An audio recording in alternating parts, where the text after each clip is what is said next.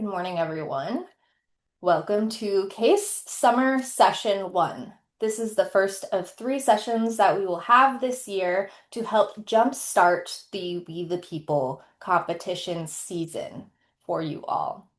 The goal of these sessions is to give you some basics about how the program works, walk you through the rubric that is expected of you, give you some general guidance on the kinds of evidence that you'll be looking forward to, and giving you some basic concepts that you will be using throughout the year to help answer the testimony questions and to learn through the program. Who are we, you might ask? We are Californians Advancing Civic Education, or CACE, as you can see from the name of all these wonderful volunteers after in the Zoom names. CACE is a nonprofit that was founded in 2011 to help students in the We the People program succeed all throughout California. We help every single California school that asks for it throughout this program at every stage of the competition, including district, regionals, state, and for those who get to go on, nationals as well. So, in addition to the 3 summer sessions we put on every year, we provide and offer practices for each school at every level of competition. In addition, we have a Discord channel for the schools that allow it to be able to interact and ask questions of our volunteers throughout the year for help and guidance on issues, to discuss testimony, that sort of thing. We'll give more information to your teachers if that's an option for your school. If it's not an option, you are also always welcome to email me at sabrina@caciviceducation.org. And I can then put that question out to our volunteer network and get back to you as well. So we can still contact you even if your school doesn't use Discord. So that's CASE, and we will be a resource for you for the whole year. And then when you graduate, you can be like these wonderful volunteers to come back and give back in the program too and continue going forward. So before we get started with today's events, I'm going to give everyone here who is a volunteer a chance to introduce themselves. So I will start. My name is Sabrina McGraw. I am president of CASE, the nonprofit. I am an alum of the program from 2013. I was in Unit 5, which is part of the Bill of Rights. Today, I am an attorney. I am a Deputy Attorney General in the California Department of Justice. I went to UC Santa Barbara for undergrad and UC Berkeley for law school. All right. Um, Hi everybody. My name is Nathan T. Stonelev. I'm an alum of the program from 2016. I was in Unit 1, which is your philosophical backgrounds of the Constitution, political thought, all that sort of stuff. Um, I am currently a project manager for the Washington Metro. I'm working on our summer shutdown right now, so I'm a little sleep deprived, but it's okay. We make it work. I did my undergrad at American University and a master's at Georgetown, in international relations and urban planning and policy, respectively. Uh, Other Nathan, new Nathan. Hi, everybody. My name is Nathan. I'm an alum from the program from 2025. I'm currently at UCLA studying molecular genetics, and a fun fact about me is that in my free time, I build race cars. Um, I'm going to pass it off to Caitlin. Hi, I'm Caitlin. I'm an alum from the program from last year, so I did all of this last year, and I was from Unit 4. Going on, I'll be majoring in behavioral biology at Johns Hopkins, and I'll pass it on to Deeksha. Hi, my name is Deeksha, and I was an alum of basically last year. I was in Unit 5, which is the Bill of Rights and Supreme Court cases, and I will be studying microbiology at UCLA this year. And I pass it on to Nathra. Hi, I'm Nathra. I was an alum of the program last year at Foothill. I was also in Unit 5 with Deeksha, and this fall I'll be studying managerial economics at UC Davis. And I pass it off to Yihang. Hi, I'm Mihang. I'm a Unit 1 alum from last year, and this fall I'll be undeclared at Wesleyan University. Now I'd like to pass it off to Maya. Hi everyone, I'm Maya. I'm an alum from last year, class of 26. I was in Unit 6, so a lot of international affairs, current events, stuff like that. And I'm heading to Smith College in the fall to study government.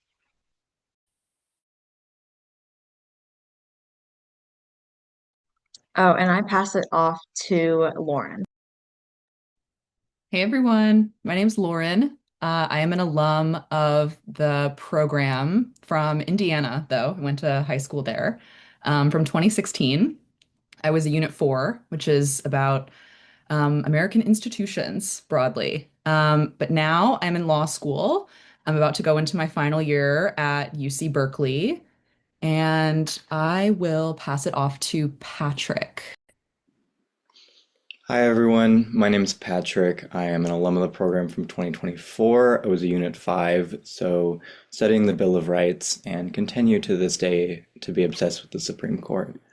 Currently, I just finished up my second year studying civil engineering and business at UC Berkeley, doing a double degree there and just living my life in Berkeley. I will pass it off to Rashab.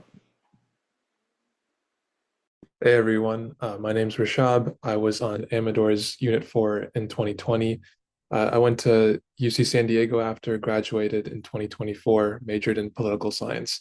And right now, I am about to start working at a small family law firm as a paralegal here in San Ramon, so close to Pleasanton. And I tutor the LSAT part-time, but hopefully going to go to law school and use what I learned in comp civics to help me pass all my classes essentially. Um, and I'll pass it off to Aaron. Good morning, everyone. My name's Aaron. I was an alumni of Unit 6 from 2019. Unit 6 was Rights, Responsibilities of Citizenship in America and broadly. I have been at UC Davis for the last 7 years. I did my undergrad in environmental policy, and I'm now doing my PhD in environmental policy, where I look at groundwater management and city planning in California. So happy to have you all here today. I will send it off to Sean. Thanks. And am I the last one? Has everyone else gone? Okay, great. Hi, I'm Sean Gentry. I'm also an alum of the program, but from 2002. I was Unit 1, which is the Historical Foundations for the U.S. Government. Still really love that subject and like to work with Unit 1s throughout the year and judge, those competitions at Unit 1 and the state competition and local competitions. I'm an attorney. I'm an employment attorney specifically. I used to be a litigator. I don't do much anymore, but I mostly represent higher education institutions advising on employment law these days. Um, and I am a member of the board here, and I happen to be the director, I'm sorry, the chairperson of the board and the corporate secretary. Been doing this for a long time, been volunteering since 2007, been working with CACE since something 10 plus years ago. And really enjoy seeing all the new students come in for summer session and start to get excited about the program. Thank you. We've got one more volunteer, Gia. Great, Hi, Gia. I'm Gia. I was Unit 4, and I will be studying history and politics in college. And yeah. Before we head into the next section, I did just want to mention, as I think Sean sort of suggested, a lot of the CASE volunteers here actually judge many of the competitions in California. I personally judge the district, Northern California District competition. CASE actually puts on the regional competition as well. And then several of us judged at the state competition too. So this is not the only setting in which you'll see us. And so we recommend you take our advice since many of us will be judging you as well. So next, I'm going to turn it over to Nathan Chang, who is going to go over how a hearing works and go over some basics about this program. And I'm going to share my screen in a moment to do that.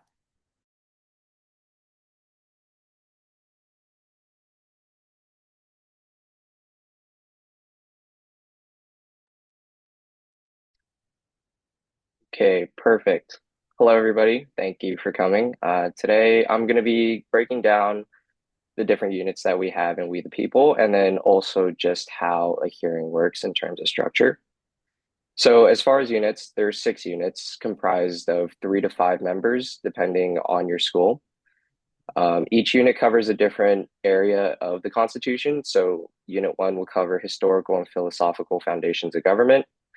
A lot of these are covering the different philosophers, Aristotle, Montesquieu, and so on, and kind of just interpreting how those philosophers impacted um, the founders' decisions in terms of drafting the Constitution. Then that kind of leads into Unit 2, which is the framing of the Constitution. So this will focus a lot on the Federalist Papers and the Philadelphia Convention and the actual drafting of the Constitution from the 1700s. Unit 3 will cover voting, due process, equal protection, and the Civil War. So this is the main focus on the Reconstruction Amendments, Amendments 13, 14, and 15. And they'll really cover those topics in detail and kind of go into the present day a little bit in terms of voting. So cases like Louisiana versus Calais and Shelby County v. Holder. They'll be talking about these voting rights cases and how they impact America today.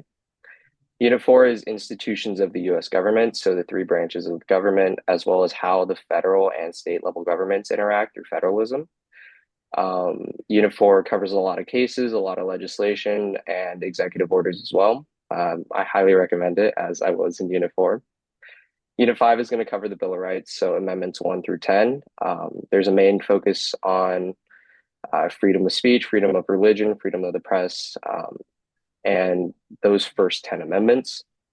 And then the final unit, Unit 6, that ties it all together is the citizen and society in the globalized world. So it's really looking at how the Constitution is impacting us today in terms of current events, current policy, and those types of things. And then kind of getting into how this hearing will work. There's 4 main parts. There's going to be an introduction section where the judges and yourselves will introduce yourselves. And in this, you're trying to convey to the judge, one, who you are, so they make sure that they're in the right room and judging the right people.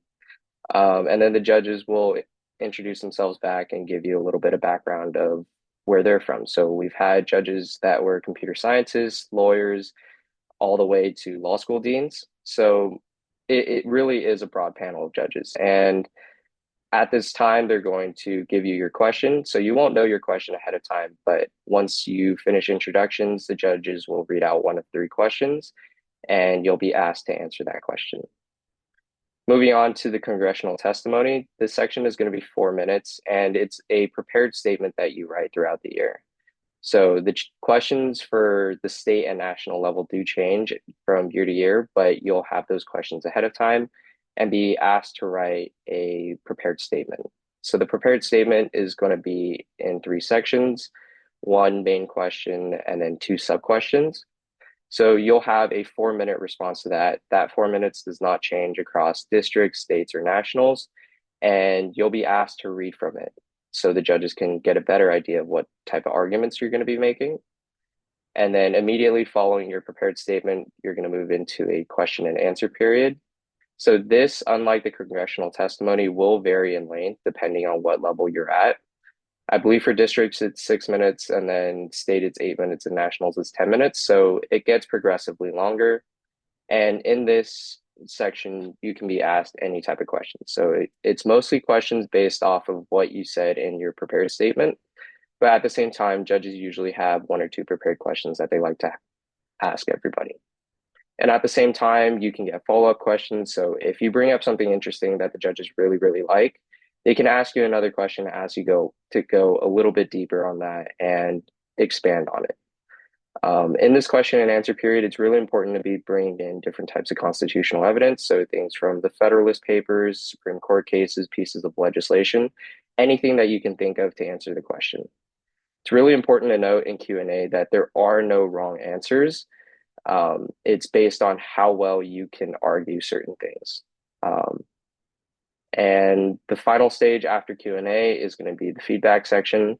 So every judge will provide their feedback, their constructive criticism, what they liked with your prepared statement, as well as your question and answer. And this feedback portion is really, really central to how you'll shape future testimony and how you do, um, or I guess how you structure future competitions and answers, because the judges provide very, very pointed feedback. So we've had judges that have commented on specific sentences in our prepared response, specific cases we cited in our Q&A. Um, and this is a really, really great time to hear from somebody that you maybe not, don't hear from on a regular basis and get an outside perspective on how you're doing. And then in terms of the layout of a congressional hearing, you'll have a panel of students on one table where you'll sit basically shoulder to shoulder, and directly across from you will be a panel of judges composed of three judges. And it'll kind of be like a back and forth. It's meant to be conversational in the question and answer. So be relaxed and just have fun. And in the very back are all of your teammates. They'll be sitting there watching your presentation, waiting to go. So uh, usually only one panel of students is up at a time, and the remaining 5 units sit in the audience. And after one panel finishes, the other panels swap in, and the judges swap out and swap in. So it really is a moving process. Excellent. Thank you, Nathan. Do we have any volunteers who want to add anything to what Nathan discussed? I can add one thing, and this is something that will come up a lot in as we go through this program, and that is my biggest advice is to listen to your other units present. It's very easy to sort of zone out while other units are presenting, or to like focus on adding or updating your own testimonies or researching things for your questions while other units are going. But this program is designed that although there are separate units with different specialties, a lot of the content overlaps. The story I like to tell is during nationals, I was in Unit 5, and the unit that went before me, Unit 4, during the national competition, had done all of this research on drone strikes. And that was not at all related to any of the questions that our Unit 5 had prepared for nationals. But because we were all listening, when our unit went to present, we got asked some very pointed, non-constitutional questions, non-Bill of Rights related questions about drone strikes. And we hadn't done any research on that, but because we had listened to our Unit 4's entire presentation on the subject, we were able to just repeat what they had said, and we got high marks because of that. And that is not outside the realm of possibility. That happens all the time. And a lot of the units, especially a couple of units, are really well paired together. I think we usually view units 1 and 2 together, 3 and 4, and 5 and 6 kind of as pairs, though they're depending on the question, there might be even better overlap of pairs. Oftentimes, Unit 3 and Unit 5 go hand in hand, and Units 2 and Unit 4. So you'll get And a one feel and for six, yeah. and 1 and 6. So you'll get a feel for the program and how that works going forward. But I just wanted to flag that. Anyone else have anything to add? Yeah, I'll just chime in and say that you can see the title here, Basic Congressional Hearing Structure. So this testimony and Q&A is designed off of what it's like to sit in front of a panel of the Senate or the House of Representatives and be asked questions and give testimony on a subject that you are the expert in. And there's a lot of this in the media that you can see online these days where you see people giving testimony in front of Congress. Happens all the time. And what I would say is if you're looking at that, look for the examples where people are actually there and trying to give information, like trying to share information back and forth, as opposed to the more politicized hearings where the congressional representatives might be sort of speaking their questions and not really asking any questions and the people responding don't really want to give answers, so they're sort of filibustering and, dodging the question and giving, speaking answers that are more of what they want to say rather than an answer to the question. You really want to be responsive. So if you're watching all of this material that's available online on YouTube, on C-SPAN, look for the ones where they really are experts providing information that helps Congress make decisions.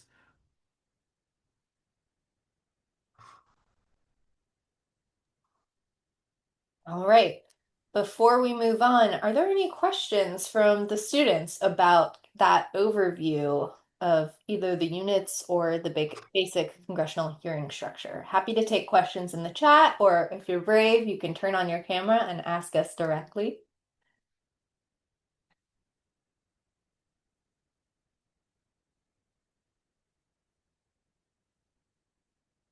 Hearing none.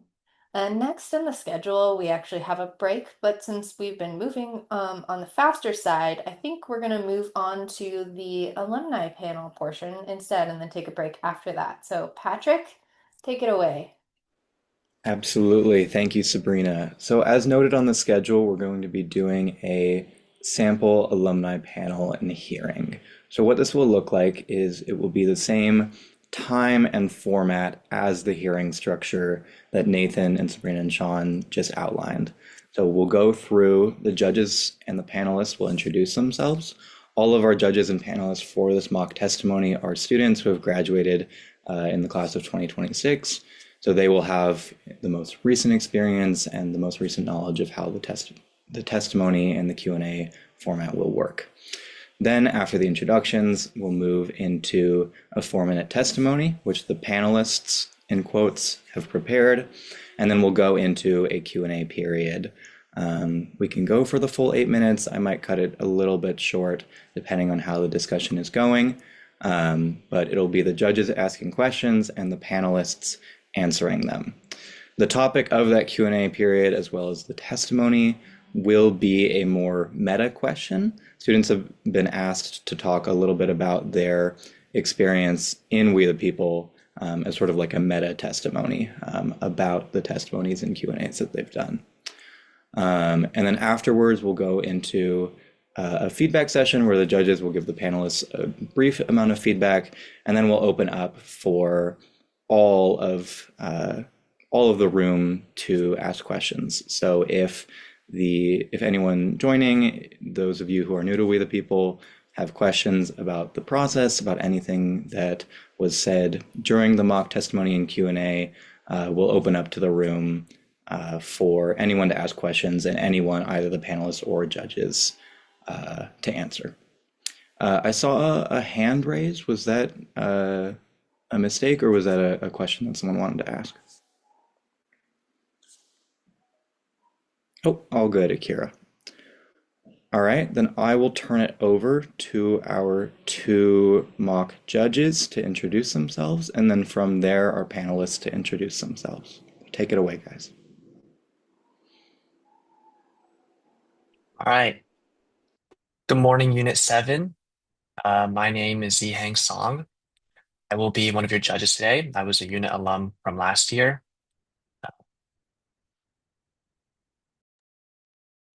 Hello, Unit 7. Good morning. I'm Maya, and I was also an alum from last year, from Unit 6, and we are excited to see what you've got in store for us today.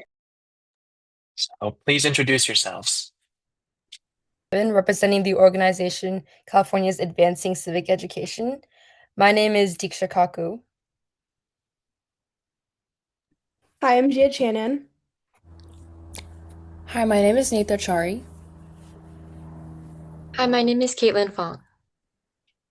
And we'd like to thank the judges, audience, and timekeeper for being here today.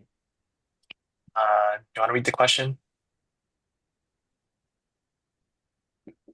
All right, so your question for today is, what is We the People, and how did We the People impact your understanding of rights, responsibility, and citizenship?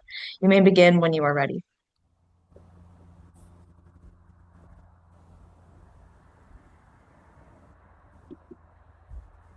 We the People is a civic education program that engages students in a comprehensive study of the U.S. Constitution, the Bill of Rights, and the principles of democratic government.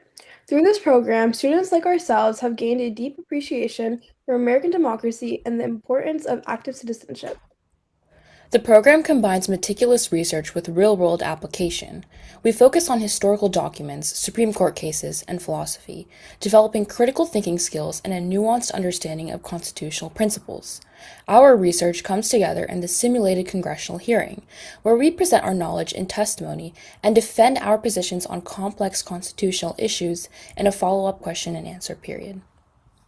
The We the People program has instilled in us an understanding of our constitutional rights, their historical context, and their modern day applications. For instance, we've studied the First Amendment's protection of free speech, as interpreted in landmark cases like Tinker v. Des Moines Independent School Community School District, 1969, which upheld students' right to symbolic speech in schools.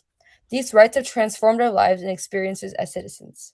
We've learned that rights come with responsibilities and limitations, as exemplified by cases like Schneck v. United States, 1919, which established the clear and present danger test for limiting free speech. Through studying book bans, limitations on guns, and understanding changing voter rights, we've not only been able to understand our own rights, but moreover, the rights of entities beyond us. We the People has impacted our notion of citizenship, emphasizing that citizenship is not passive but requires active participation. We've learned the importance of civic engagement, engaging in civil discourse, and our civic responsibilities. The program has given us a deep appreciation for the Constitution as a living, breathing document. We've analyzed how its interpretation has changed history and how it continues to shape our nation today. For example, we've studied how the Commerce Clause, Article 1, Section 8, Clause 3, has broadly interpreted in cases like Gibbons v. Hodgin 1824 to expand federal power to regulate the economy. Through We the People, we've come to understand that civic responsibility extends beyond just voting. We've learned about jury duty as a fundamental civic obligation, protected in the Sixth and Seventh Amendments.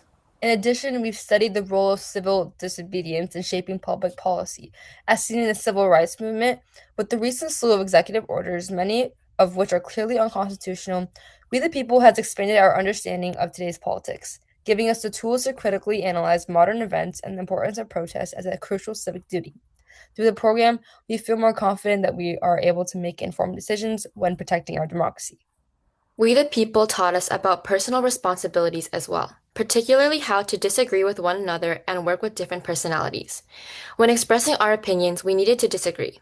For example, at Nationals, my unit disagreed on benefits of the exclusionary rule, where 2 people supported the exclusion of unlawfully obtained evidence while 3 did not. Writing that testimony taught us how to disagree on a heated issue while still respecting each other. That skill further applies to national political debates as we're able to understand the other side of the aisle. People taught us humility, facing the fact that there will always be topics that you won't know about or questions that you're not completely ready to discuss.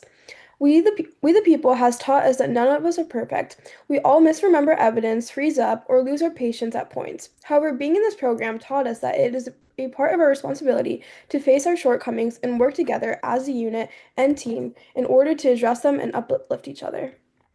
We the People has transformed our understanding of American democracy from abstract concepts to lived experiences. Through We the People, we've gained the tools to participate and defend a government of the people, by the people, and for the people. Thank you.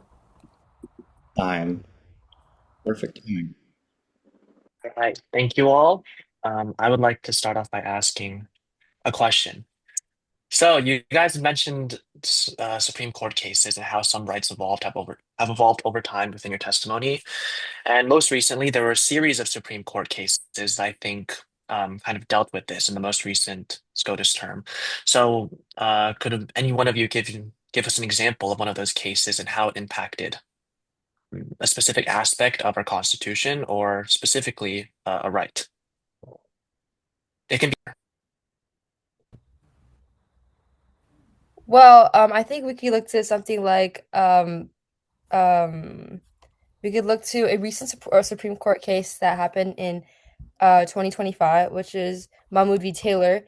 And in this case, basically, it is something that we actually, as like in California, we don't really think about it too much, but it's basically a case in which books that did mention LGBTQ individuals was people could actually opt out of it. In Maryland, this was actually what was happening, and you could opt out of it, and you are allowed to say that, hey, like my religion doesn't allow for people to actually I guess like my kids to see witness or like hear about this in a children's book.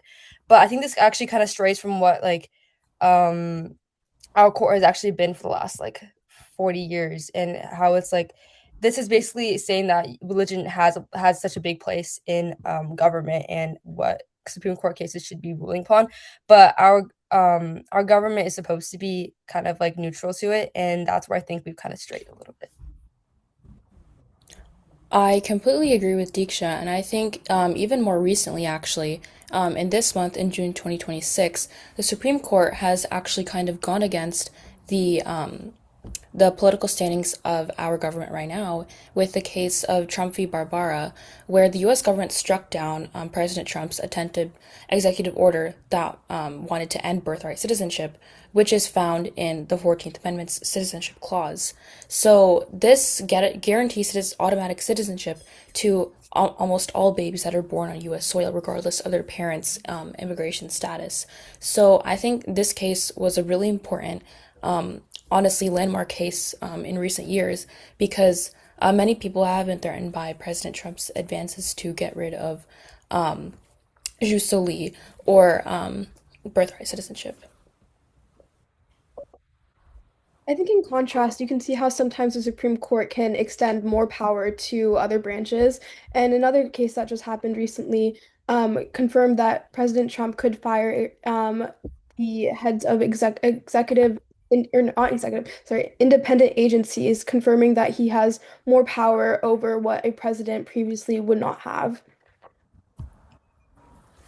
And I think in contrast to the birthright citizenship case that Nathan mentioned, there's also been another case, Louisiana v. Cali, that was recently ruled upon, that basically ruled that I think a certain act of the Voting Rights Act in terms of gerrymandering and redistricting was, I believe, constitutional or unconstitutional, which essentially allowed certain states and certain areas to redistrict in ways that didn't promote minority rights, which kind of goes against the establishment of birthright citizenship and that being a landmark case and establishing more rights for a lot of the people in America.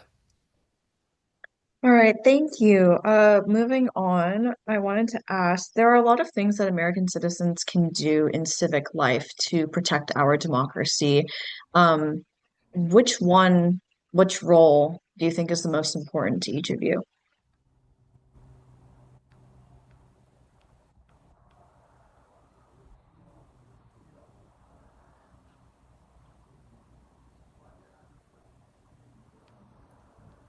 Personally, I think that for myself, I think it's voting, to be honest.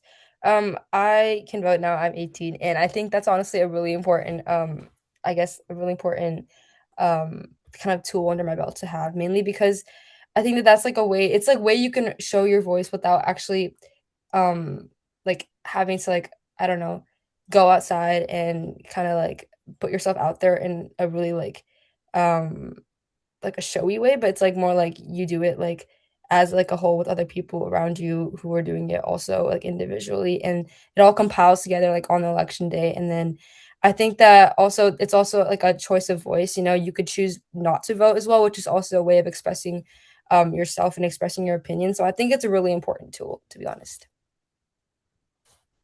To me, I personally believe that the most the most important right or tool that I would have is the freedom of the press because I think especially right now, freedom of the press in the United States isn't completely protected, as the Trump administration, especially, is trying to limit what people are trying to put out, like from the Washington Post, let's say, or even if we take back to in 1972 in a New York Times for US, they actually published the Pentagon Papers and the documents, which were classified documents from the Pentagon without them knowing.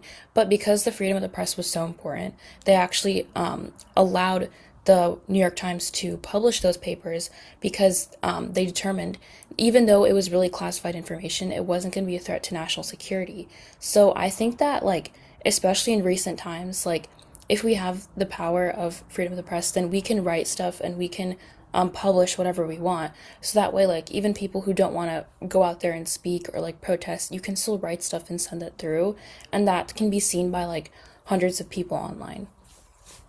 Yeah, bouncing off of that, I think for me being the most like to be the most civically engaged is exercising my rights fully.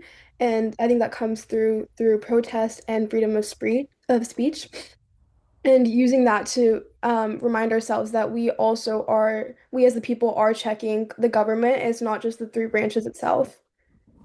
I completely agree with that. I also agree that it's the First Amendment, but more specifically, the freedom to protest and the right to assembly. I'm 17, so I can't vote yet, so I have to exercise my voice in different ways, and one of that comes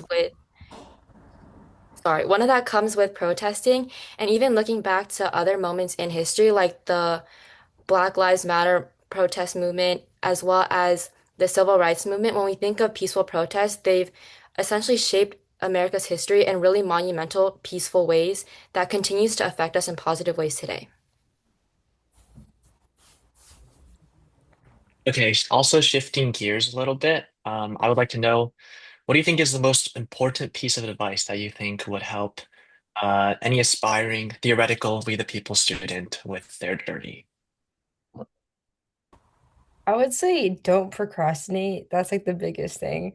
I think there's a lot of stuff to do, and there's you get three big fat questions that have so much information, and there's got to be like a lot of time that goes into it. And I think a lot of people can do procrastination, but also I think that it's also important to like make sure that you get everything done so you have more time later, like in class, to like worry about other things such as like your like public speaking skills, like those type of other like parts of people that aren't just information based or evidence based, because I think that that also needs some attention. So I think it's really important to like save space for everything. Time. Officially, we're at time, but if the other three panelists want to give a brief answer to that last question, feel free. Yeah, I would just recommend getting to know your unit early on, and I think you can really figure out the dynamics, what you guys are comfortable with, and like maybe who likes to go first or who like has like a niche interest, and that can be really helpful later on. Kind of like bouncing off what Gia said, like just getting to know your unit really well and being like good friends with them. I feel like from what I've seen, the units that are like really close with each other, like I know our unit, Unit 5, was like we're really close to each other and like we still talk right now even after school's over.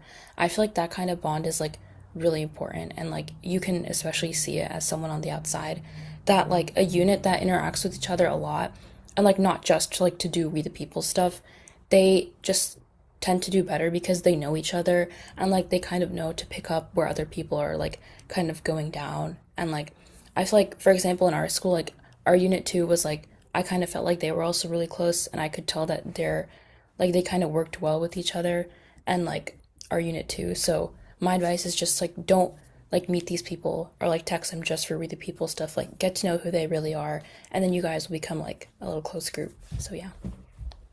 I would say don't be afraid to like get things wrong. I think it's easy to want to hold back because you don't want to bring down your unit mates or like the rest of the team if you say something wrong. But I think especially when you have practices, it's really important to just say what you think and say what's on your mind so you can practice like seeing how to argue your opinion, seeing what's kind of like gray area and what's like good to talk about. And I think especially in terms of practice, it'll help in the future when you're actually competing. All right, thank you guys. So after every testimony, the judges will say thank you, and there will be a brief round of applause from the audience. At that point, the judges would go into usually a very brief set of feedback. During competition, it's max probably a minute per judge. So between our two judges, if you guys have any brief feedback for the panel, feel free to give it now, and then we'll open up questions from the audience.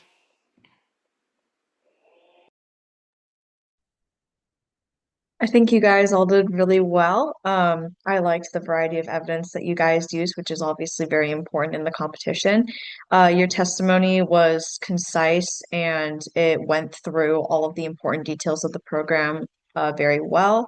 I think your answers to my question were also very variable, and you guys really um, connected historical stuff to what you guys can do in the modern day to protect democracy. And so, yeah, I really appreciated the thought that went into this, and thank you.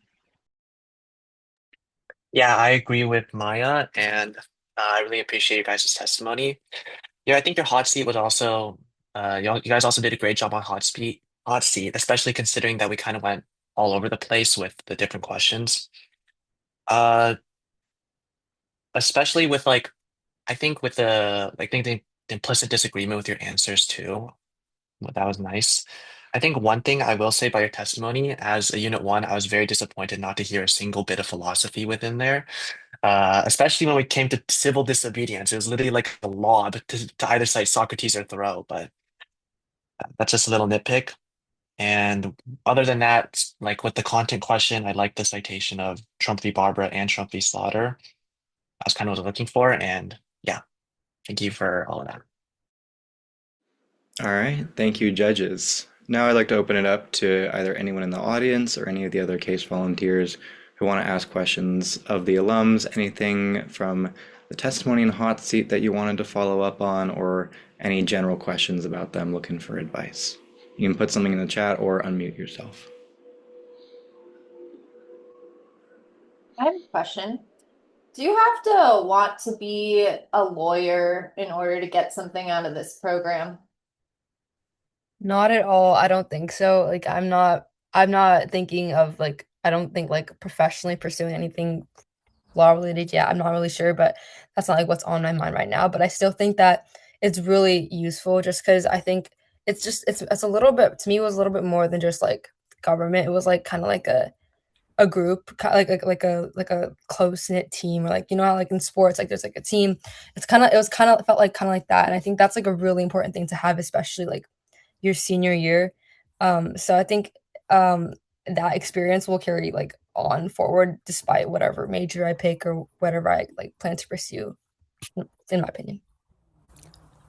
I think that like even if you're not planning to do like anything law related, a lot of people actually like switch their major that they're applying to political science. And like even me, like I'm thinking of like double majoring in political science as well, or like minoring it, because I don't think like I realized how interesting this stuff was until I actually started doing it. And then like yeah, so maybe you don't want to do it right now, but you might want it later after doing it. All right, we got a question in the chat from Odd Vaith. How long should hot seat responses be so that you don't talk more than everyone else? Maybe I'll add on to that. How do you keep a good balance between members on your panel?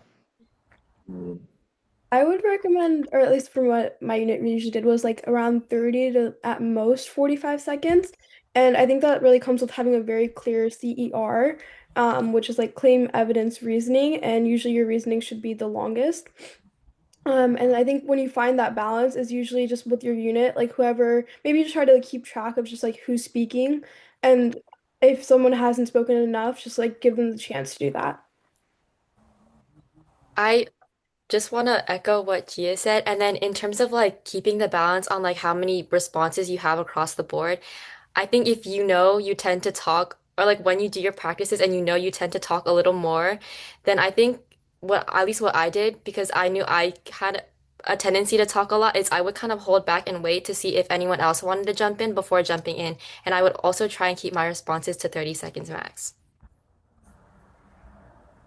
For Shiven's question, I think that well, what we sometimes did, like I remember like I froze up a lot during practice. Mr. McBride has like these like he just like some scary eyes like trying to throw you off like sometimes in the middle of practice. So what I used to freeze sometimes, but then like my unit mates would come in and be like, I think what my unit mate was trying to say is this, or they'd be like, in addition to what like my unit mate previously said, and then they'll continue as if like the freeze didn't happen in the first place. I think that's like the best way to do it, in my opinion. I think if the freezing up happens, like, I think if you're saying like if the judge asks a question, none of you guys like say anything for a while. I think like there's usually one person, like in our unit, there's at least one person who kind of like says like a BS answer, like just in case like no one really knows what's happening, or like it'll be an answer that's like related to what they're saying, but it's not gonna be like the best answer ever. But like it'll like you're gonna say something so your other unit mates actually think of something that's like actually like relevant or like really good, so then they come in later. Yeah, I think if you have someone in your unit who is good at like coming up with things fast and they're kind of good at BSing things in the moment, then you can have that person stall while the rest of the unit tries to come up with a better response to the question. I see a question in the chat. How much material do you need to know from units other than your own?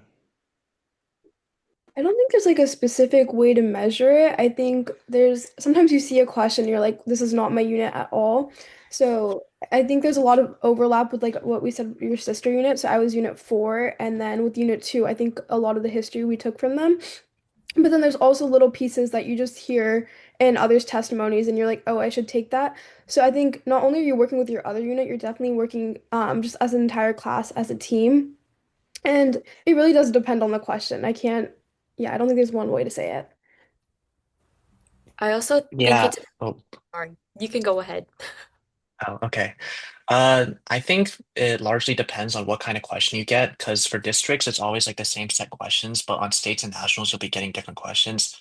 So depending on what kind of question you guys end up getting on for states and for nationals, you'll end up working with different units, and then you might need to know a different amount of knowledge from each unit. I think in general, though, it's always good to have like a baseline amount of knowledge from each unit. So definitely get that philosophy up. Sorry. Yeah, that's kind of what I was gonna say. I think if you know a little bit of each unit, then it'll help when you like if you ever freeze up during a response, then you can kind of pull out the philosophy or pull out a recent reference to kind of stall for time while also getting evidence in.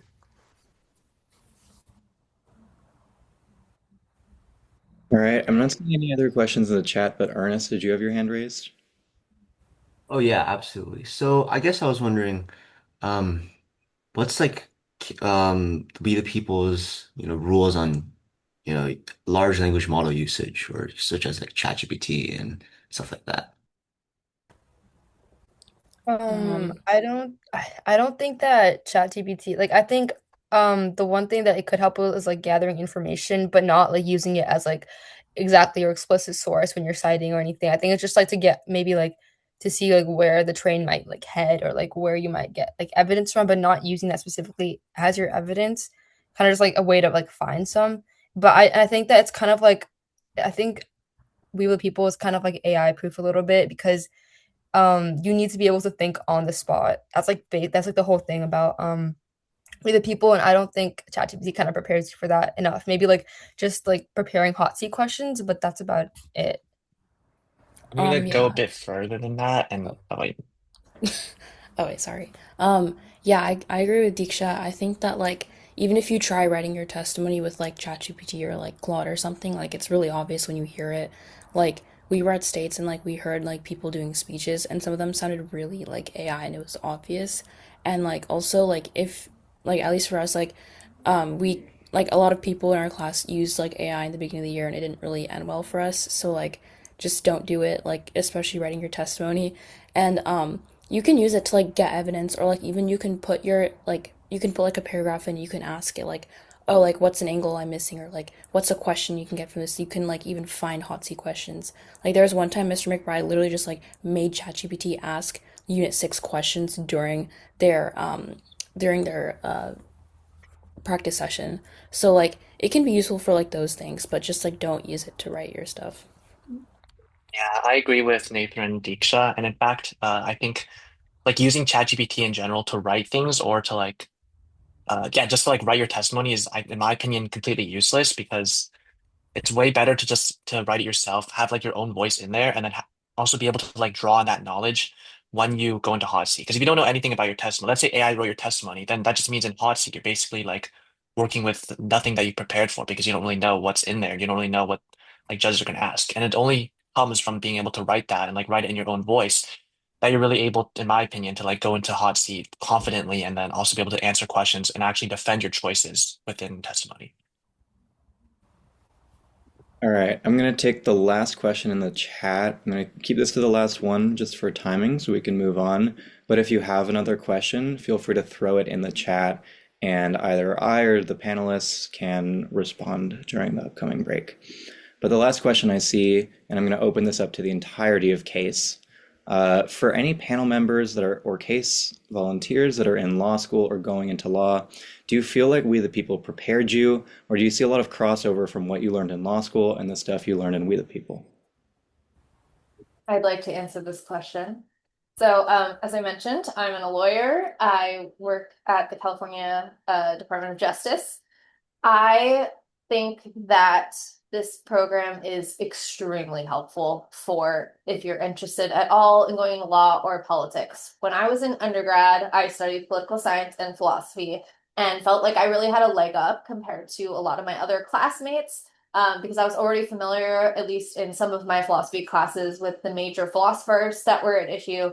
And for my political science, I had a really good handle on a lot of the stuff and more in depth than even people who just maybe take AP Gov because we were studying and talking about these issues constantly throughout the whole year.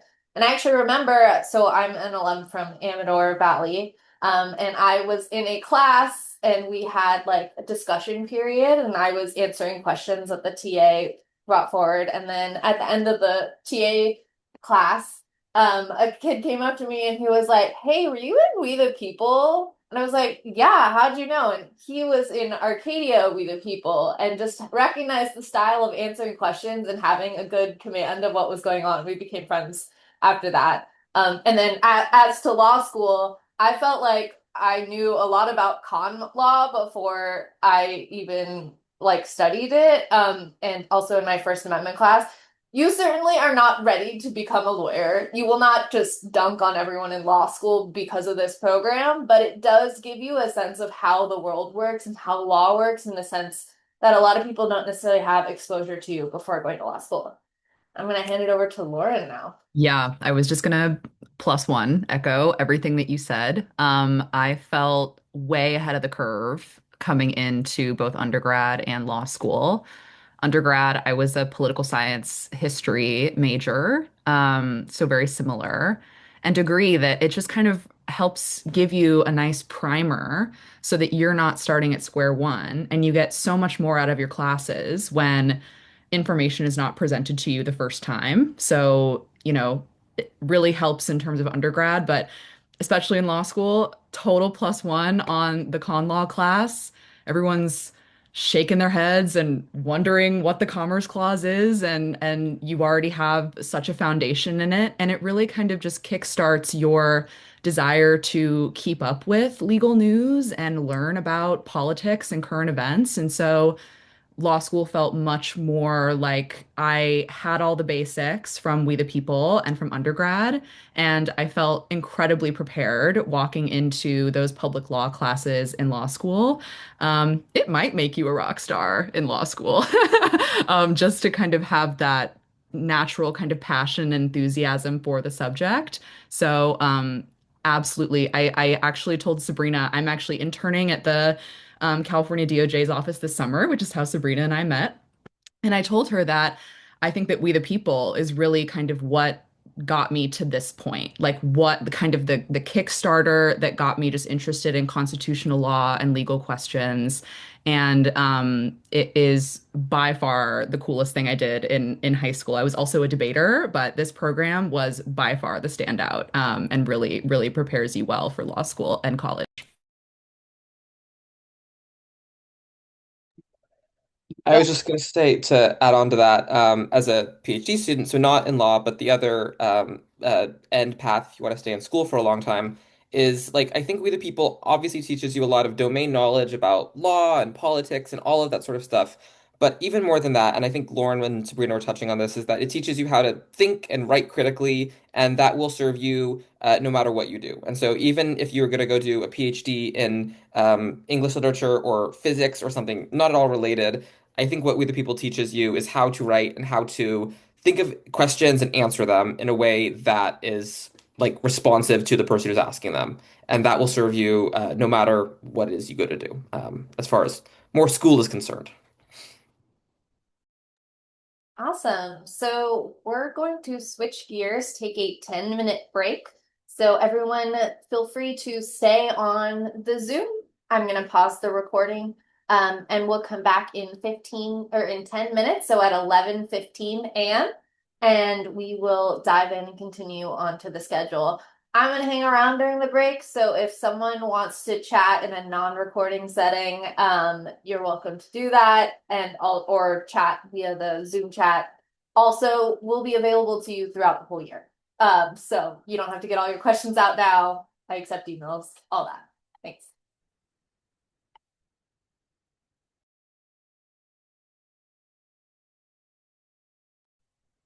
Okay, everyone, welcome back from break. We are going to go ahead and get started on the next section, which is talking about the rubric in this competition. I am going to be going over some of the entries of the rubric, and in a later summer session, I will be going over the remaining categories and talking about examples. I invite the other CACE volunteers while I'm presenting to feel free to chime in with any feedback, guidance on reaching a particular rubric standard or providing examples. Feel free to just chime in as I go through it. So I'm going to go ahead and share my screen or attempt to do so.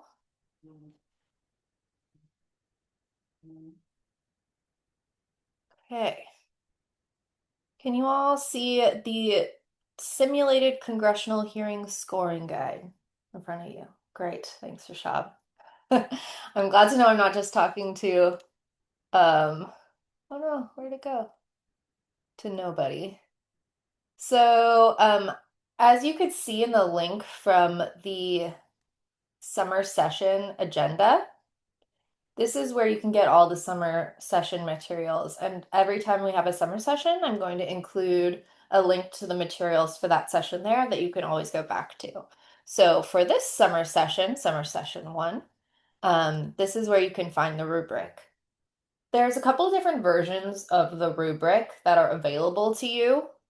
This is the one that has the most explanations, but the one that the judges actually use will typically be a little bit more sparse and will have more numbers. I'm going to upload that to the summer session materials so that you can see what it looks like, but I won't be going over what it looks like today. So this is a scoring guide. Really quickly, this has been updated in 2023. Before that, the program basically used the same rubric for since the dawn of time.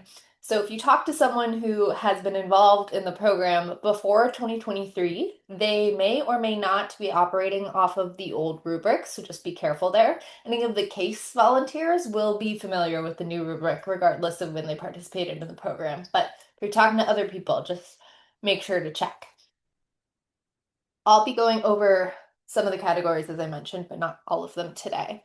So, this part at the top just explains what this program is structured as. We kind of already talked about it, but it's a mock congressional hearing where you are the experts informing members of Congress about the Constitution. You are the experts on the Constitution, and the goal is to give a balanced amount of information, analysis, reasoning to the panel to convey your answers and expertise. So this rubric is designed to do that. There are 5 categories across the board, and each are worth 10 points total. So a 10 means a perfect score. A 1 means a not so perfect score. In my experience, people tend to not get ones ever, no matter how bad your testimony or presentation is. But also I've seen 10s are pretty rare as well, at least in my experience. Scrolling down, I'm going to focus on these 3 categories: analysis, understanding, application, and discussion. So, the first category is analysis and understanding. There's a description here which kind of gives you a sense. It says, show that you really get the topic by talking about key decisions made by judges, changes to the Constitution, events in history that influence its meanings. the point of this section is to confirm your understanding. I think this is the key one to make sure it, as our alum kind of mentioned, this is the part of the program that I think is pretty AI proof. You really have to understand what you're talking about. It's pretty easy to tell what you're talking about. I should mention that all three of these categories only apply to the question and answer period, not to your testimony. As you can see up here, your opening statement or testimony is a separate category. This is the only place that judges will be giving any scoring or credit for your testimony. So just keep that in mind that these remaining four categories, three of which I'm talking about today, are just about your question and answer period, sometimes called hot seat by others. And that's the 8 minutes typically that you are answering questions, putting all of your notes away. So going back to analysis and understanding, this is really about showing multiple perspectives and understanding the full issue. And so it's being able to talk about the constitutional principles and the events and whatnot, but actually giving some insight into what it means and how you think it kind of works in the world. And this is a place where your unit can really shine if you're showing that certain people will be contributing in different ways, offering different perspectives. Does anyone of the alum want to chime in on this category of analysis and understanding?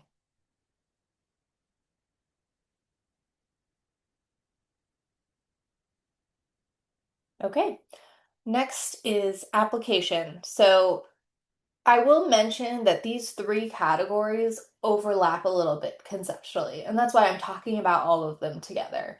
Um, and I think it's important to know that because when judges are looking and evaluating your testimony and your Q&A, it's going to be a challenge for them to sort of understand and slot how you did certain things. So if you're able to do all of the things together, you're able to maximize your scores across the rubric.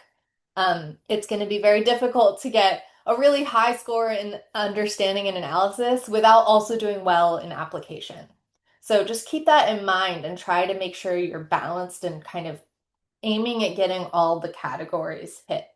So for application, this is a lot about you showing how the Constitution is used in daily life and applied. So you're talking about other countries and how those constitutional principles are used or not used there.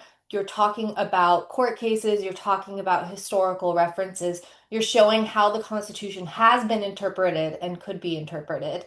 And going from there. So as you'll see in the scoring criteria, this is kind of check boxes.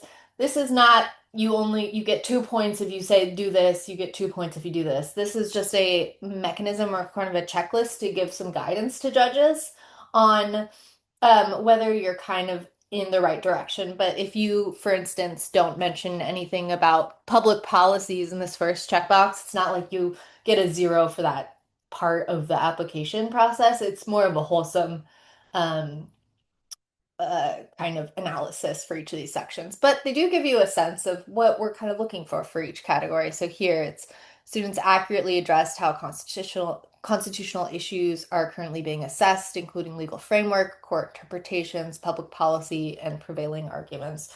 So for instance, our alum panel talked about the birthright citizenship decision today, and that is showing an application of the 14th Amendment and how it's being understood by courts today and interpreted. Same with the gerrymandering case that they mentioned. There's also students analyze how constitutional provisions and principles can be applied to resolve real-world situations, policies, debates, and contemporary issues. So again, this can really be anything, but I think it's good to keep in mind. So for instance, our panelists talked about the right to vote and what it meant for them, and the right to protest when they don't have the right to vote yet, and how these principles can interact with daily life and their experiences. And similarly, students have demonstrated familiarity with the constitutional principles, frameworks from other countries to historical time periods, and use those comparative perspectives to enrich their analysis.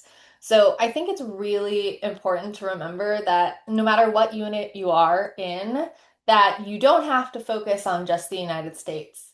that you can, and not just the current time period. A really high score in application is going to be having a balance of both time period and location.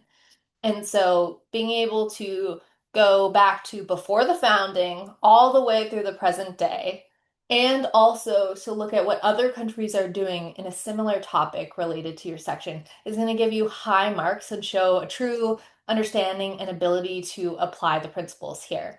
And so I highly recommend you do that. And that's why it's really important to listen to your Unit 1 to get some philosophy, but also to listen to your Unit 6 to talk about other countries and what they're doing, and to do your own research in relation to the topics that are presented for your units. Any ideas or things to add, folks?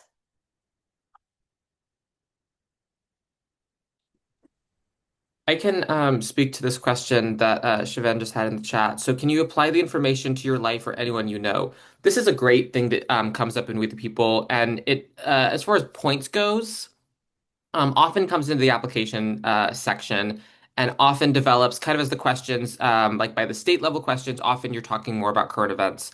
But it is always appropriate, yeah, to talk about how things that we're talking about in, kind of theoretical ways have impacted you. Like I've judged at the state level and we've had questions about immigration enforcement. We've had students talk about how this has affected them and their families and their communities. All of that is relevant, and the only thing I would say is just to make sure to tie it back to the principles that should ground your question, right? So being sure to tie that to, some sort of evidence, and then bringing in your personal experience and tying that back to how this builds a better understanding of that law or that question.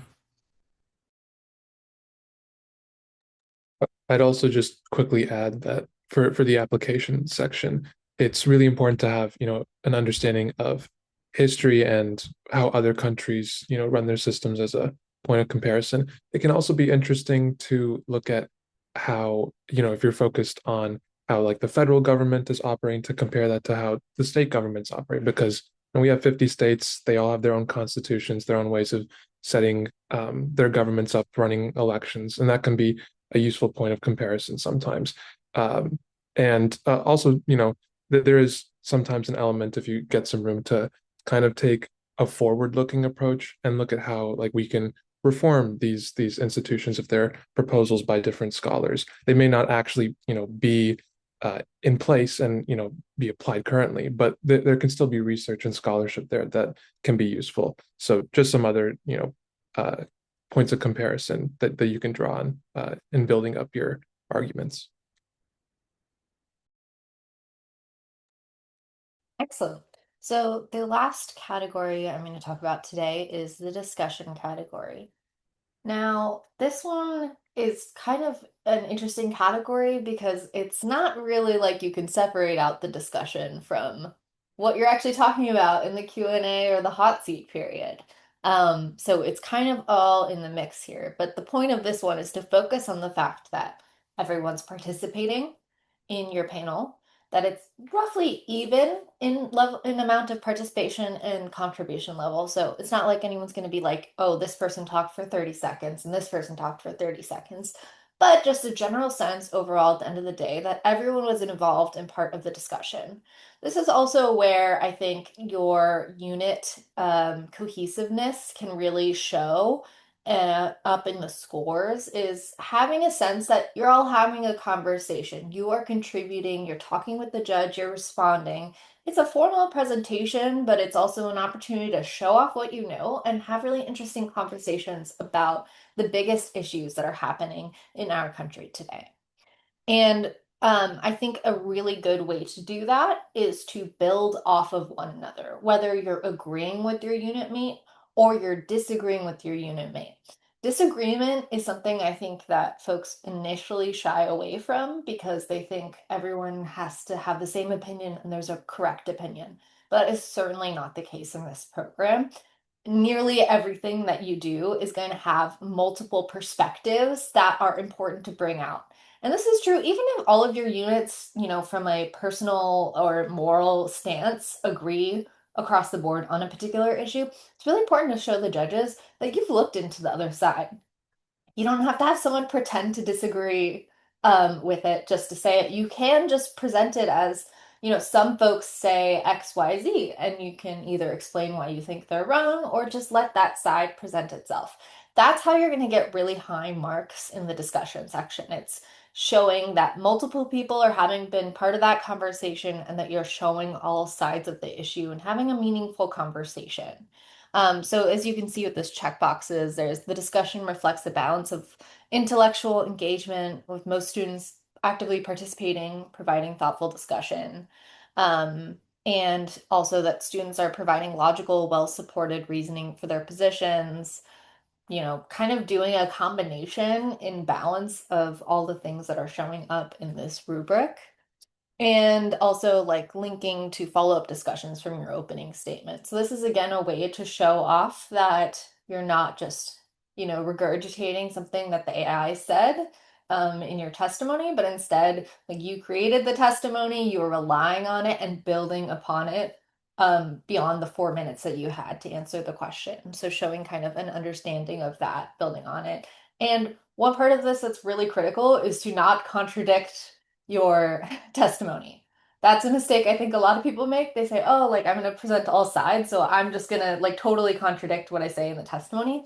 It's really important you don't do that because, again, it kind of indicates to folks that maybe you didn't know what was in the testimony or you haven't thought carefully about what's in your testimony. So just keeping that in mind in both your testimony writing and also your presentation afterwards and answering questions. Do I have any alum who want to chime in or CACE volunteers who want to chime in to add to that?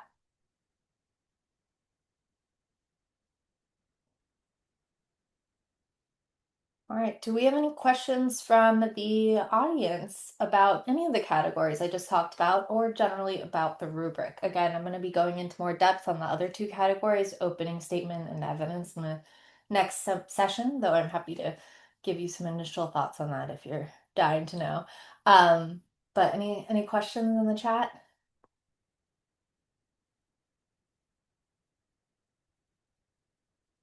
Should we have a specific citation format? That's an excellent question. For opening statement, there will be kind of a way that you can describe things. Like cases should always have the first and second party name and the date of the case. And there are other things, but I think it's important to keep in mind that this entire program is built around oral presentation.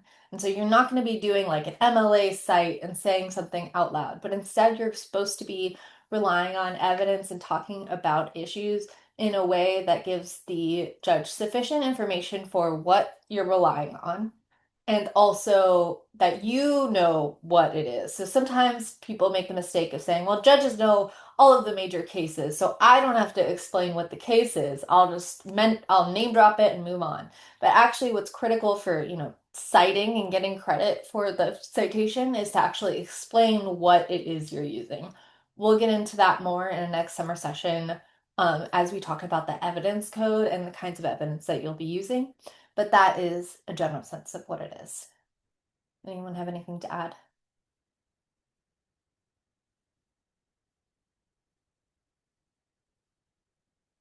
Do we have any other questions from the audience?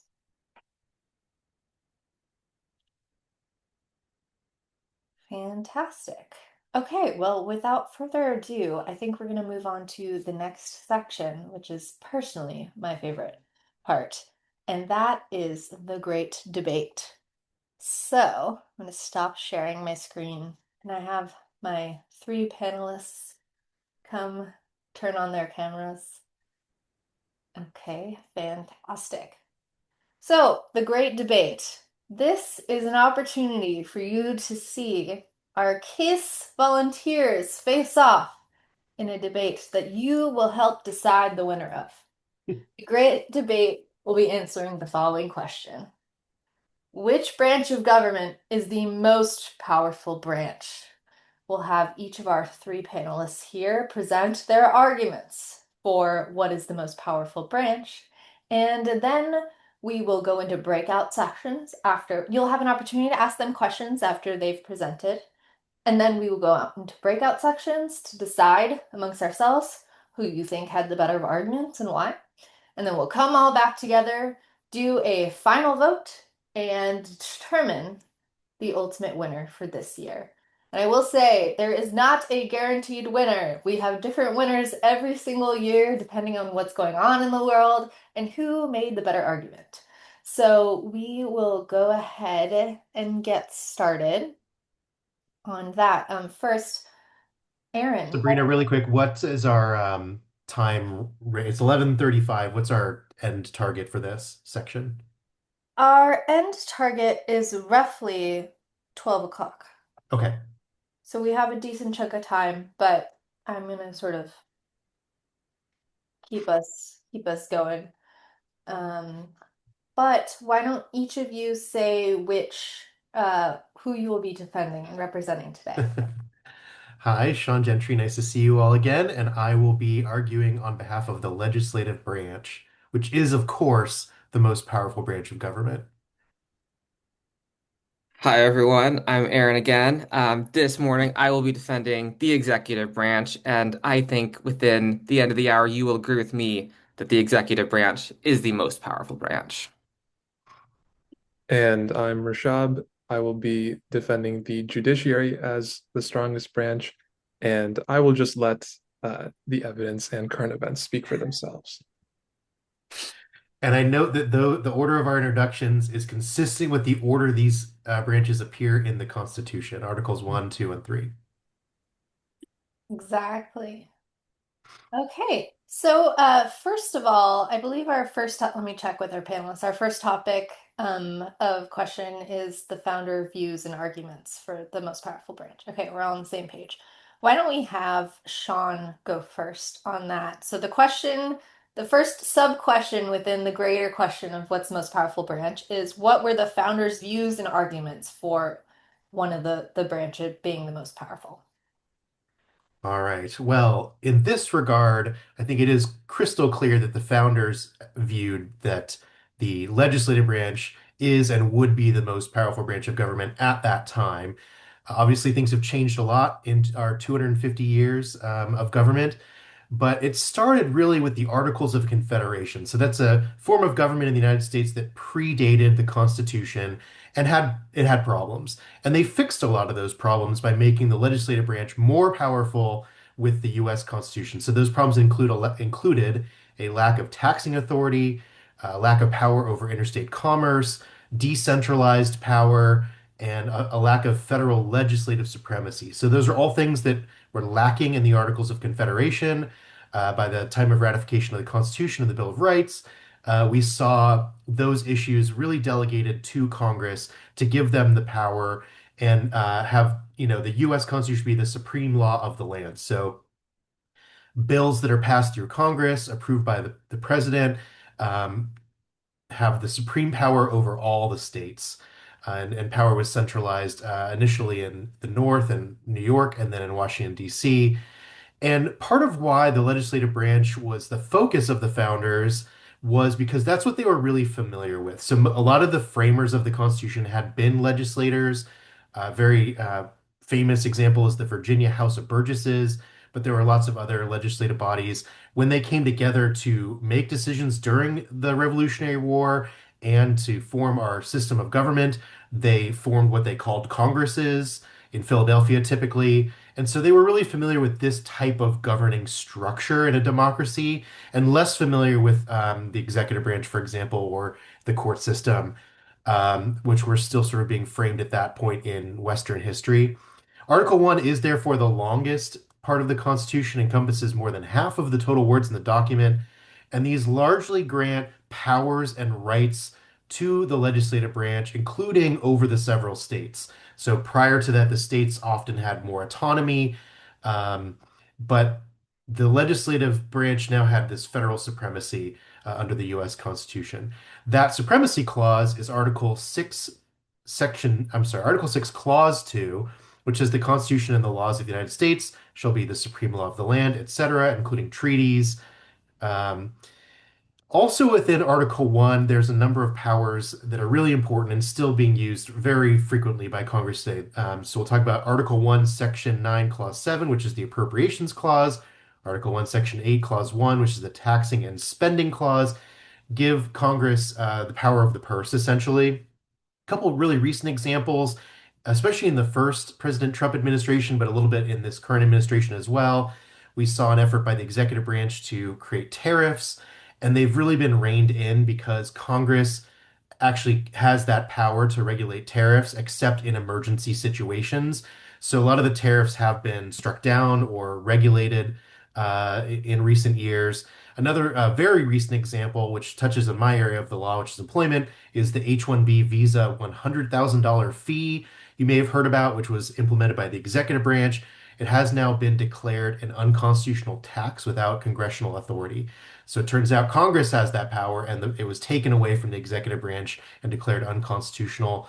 Also, in Article 1, Section 8, there's all kinds of other powers, including war powers, powers to raise armies, etc., maintain a navy, make rules for the government and the military forces, call forth a militia, which is a little outdated, obviously, at this point, since we have a standing army, provide for organizing arming and disciplining the military, um, et cetera, et cetera. So there's a number of legislative powers related to the military branches, which is typically thought of as the executive branch, but the power of the purse rests with Congress, and the ability to authorize the use of military force rests with Congress. Admittedly, the declaring of war is an outdated concept at this point in time. It doesn't really happen. Um, Judiciary is not only the Supreme Court, so if we're going to talk about the relationship to the judicial branch, power of the purse extends there too. So under Article 1, Section 8, Clause 9, Congress has the power to create other courts outside of the U.S. Supreme Court. So federal district courts, federal appeals courts, to fund those courts, or as we've seen over the last few decades, to not fund them as much as we'd like.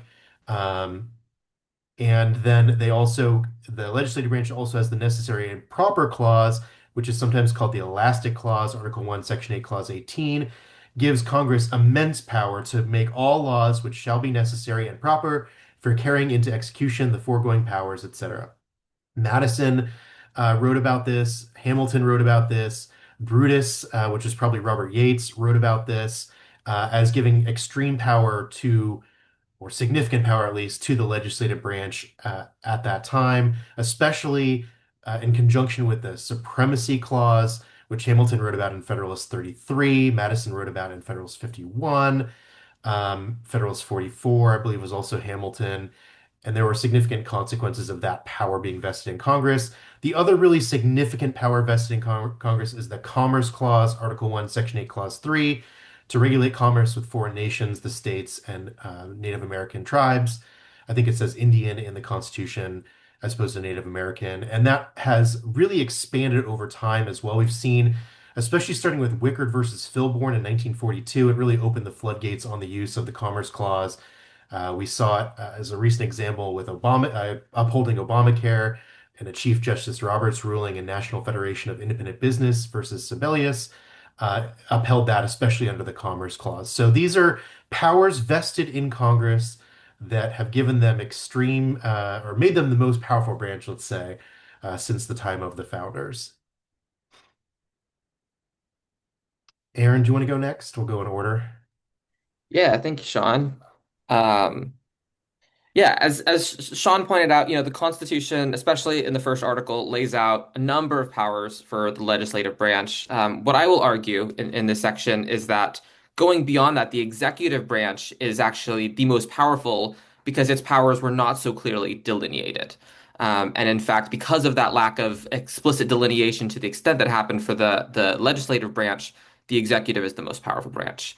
But to understand this idea, I want to go back further back in time, all the way to what the founders drew on to create this system of government, which was the Romans. And so, as the founders were thinking about classical education and the Roman Republic that guided much of what they were building towards, they thought back on the Roman system of executive power, which was in the consuls, right? There were two consuls that had split powers. They could each veto the other, and no single person could dominate the state.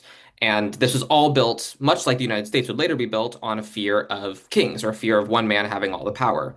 And yet, when the framers studied that system, they nonetheless picked one person to be in charge, right? They were afraid of a king. They hated tyranny, much as the Romans did, and yet they still picked one person to be in charge of all of that. And what that comes down to at the end of the day is that the founders saw the necessity of having a single person who could make the decisions that were necessary for the state of the nation and to make those decisions with the speed that is necessary. And that power that has been granted to the executive has given the executive nearly unlimited power that has stretched through the history of this nation. So when we think about the Federalist Papers and the founders themselves, what they were writing, we can look to Hamilton, who wrote about the power and the necessity of an energetic executive, which in modern terms has come to be understood as an executive who defines their own powers, an executive who is so energetic and so passionate to chase down the things that are necessary in order to lead the country that they set the precedent for what those powers should be. Hamilton said that taking it for granted that all men of sense will agree in the necessity of an energetic executive, it will only remain to inquire what are the ingredients which constitute this energy? How far can they be combined with those other ingredients which constitute safety in the Republican sense?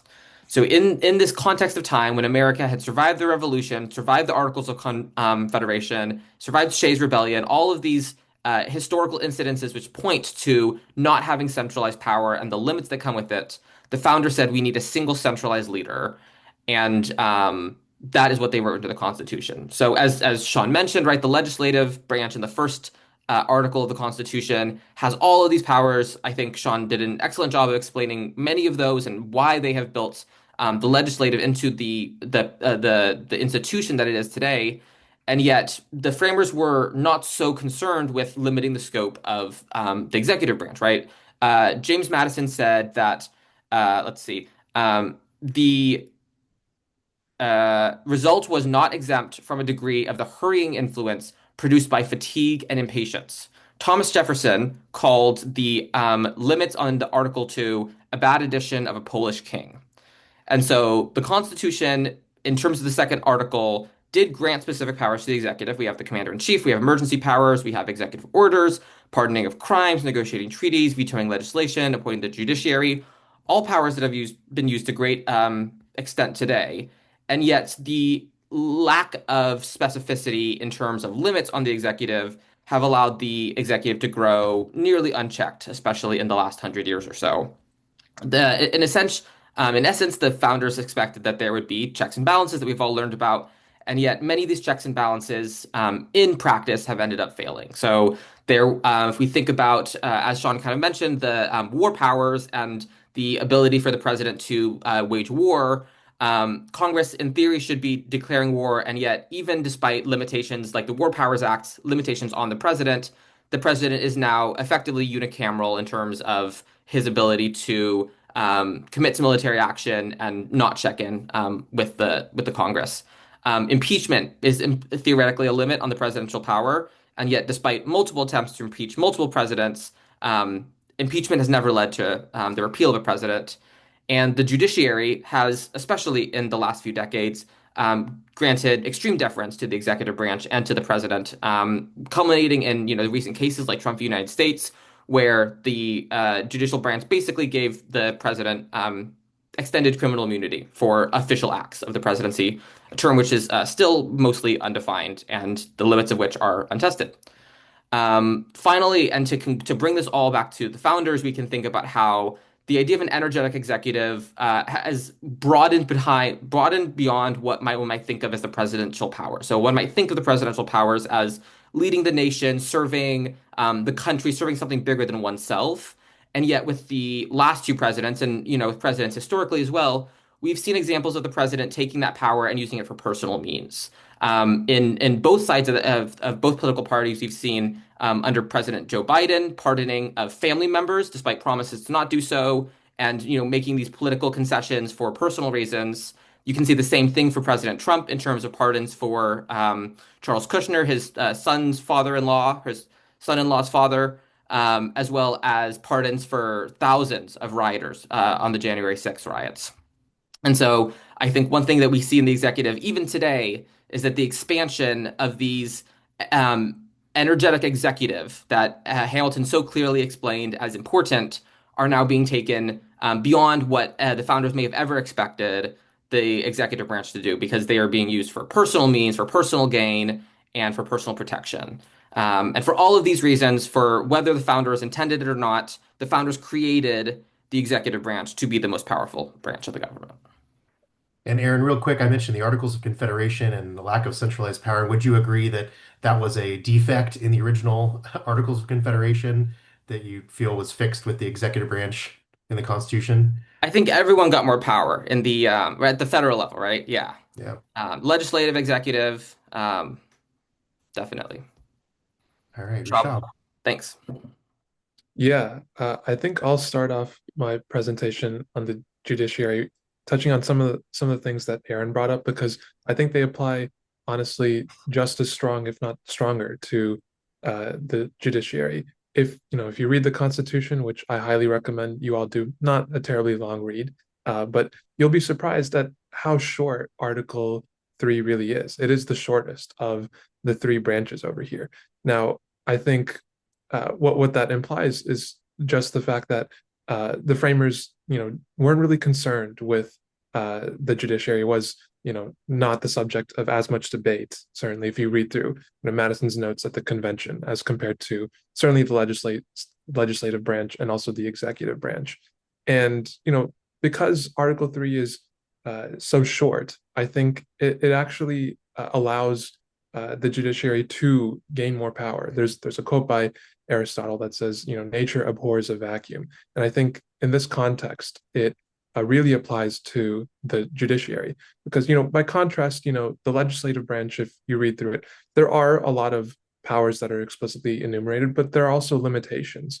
And if read through the judiciary, there are no, explicitly limited limitations listed by the framers in Article 3, saying that the Supreme Court is not allowed to do X, Y, or Z, right? And given the absence of uh, you know given the brevity of Article 3, it's really been up to the Supreme Court to define what exactly the judicial power is. And I think when you read the first line of Article 3, it's incredibly vague as to what the judicial power is. All it says is that the judicial power shall be vested in one Supreme Court. Now, I'll note that from a structural point of view, unlike Congress, where there is the idea of bicameralism, or even the executive branch, where yes, the executive power is vested in the president, but as we've come to see, it's been divided among the various appointments and different agencies that have to focus on different parts of the law. The judicial power does largely rest in just the Supreme Court, and for the entirety of our constitutional existence, the court has been left to their own devices to decide what exactly that means. Before touching on what exactly they've interpreted judicial power to mean, I'll just briefly cover the rest of the structure of the judicial branch, which only shows just how powerful they are as a branch. Compared to the other branches where individual members are limited in terms of their terms, with the president serving for 4 years and having a maximum of 2 terms with the 22nd Amendment, and members of the House of Representatives serving for only 2 years, and members of the Senate only serving for 6 years. All the Constitution says about the Supreme Court is that the judges shall hold their offices during good behavior, and that's essentially been interpreted to mean for lifetime, right? And over time, we've only seen this grow. As society has advanced, so has the ability of individuals on the court to stay in office for as long as they want. Since 1993, I think the average amount of time that a justice has spent on the Supreme Court is 28 years. So if you think about that, that's almost 3 decades of being able to have a vote and rule on cases and influence our constitutional structure. That's far more than a lot of well, certainly the presidency, but a lot of members of the other branches get in terms of exercising their power. And more than that, when they do exercise their power, unlike the other branches, they're free from the restrictions of popular opinion. They don't have to act with an eye of being able to survive a primary challenge or contest a general election. They, as long as they want to, can rule on issues for as long as they want. Theoretically, impeachment is supposed to be one check on members of the Supreme Court or even the lower courts on on their power. But if you look through the history of impeachment, there has really only been one Supreme Court justice who was impeached. This was around the founding era during Thomas Jefferson's presidency. This was Samuel Chase, and after he was acquitted by the Senate, there really haven't been that many other attempts. You can look at lower court judges, but they are largely impeached and sometimes removed for things like tax evasion or being drunk on the job. Nothing about like uh, being impeached for an exercise of their own power. So in reality, the judges really only get to answer to their own conscience and their interpretation of the Constitution, which we'll touch on in just a second.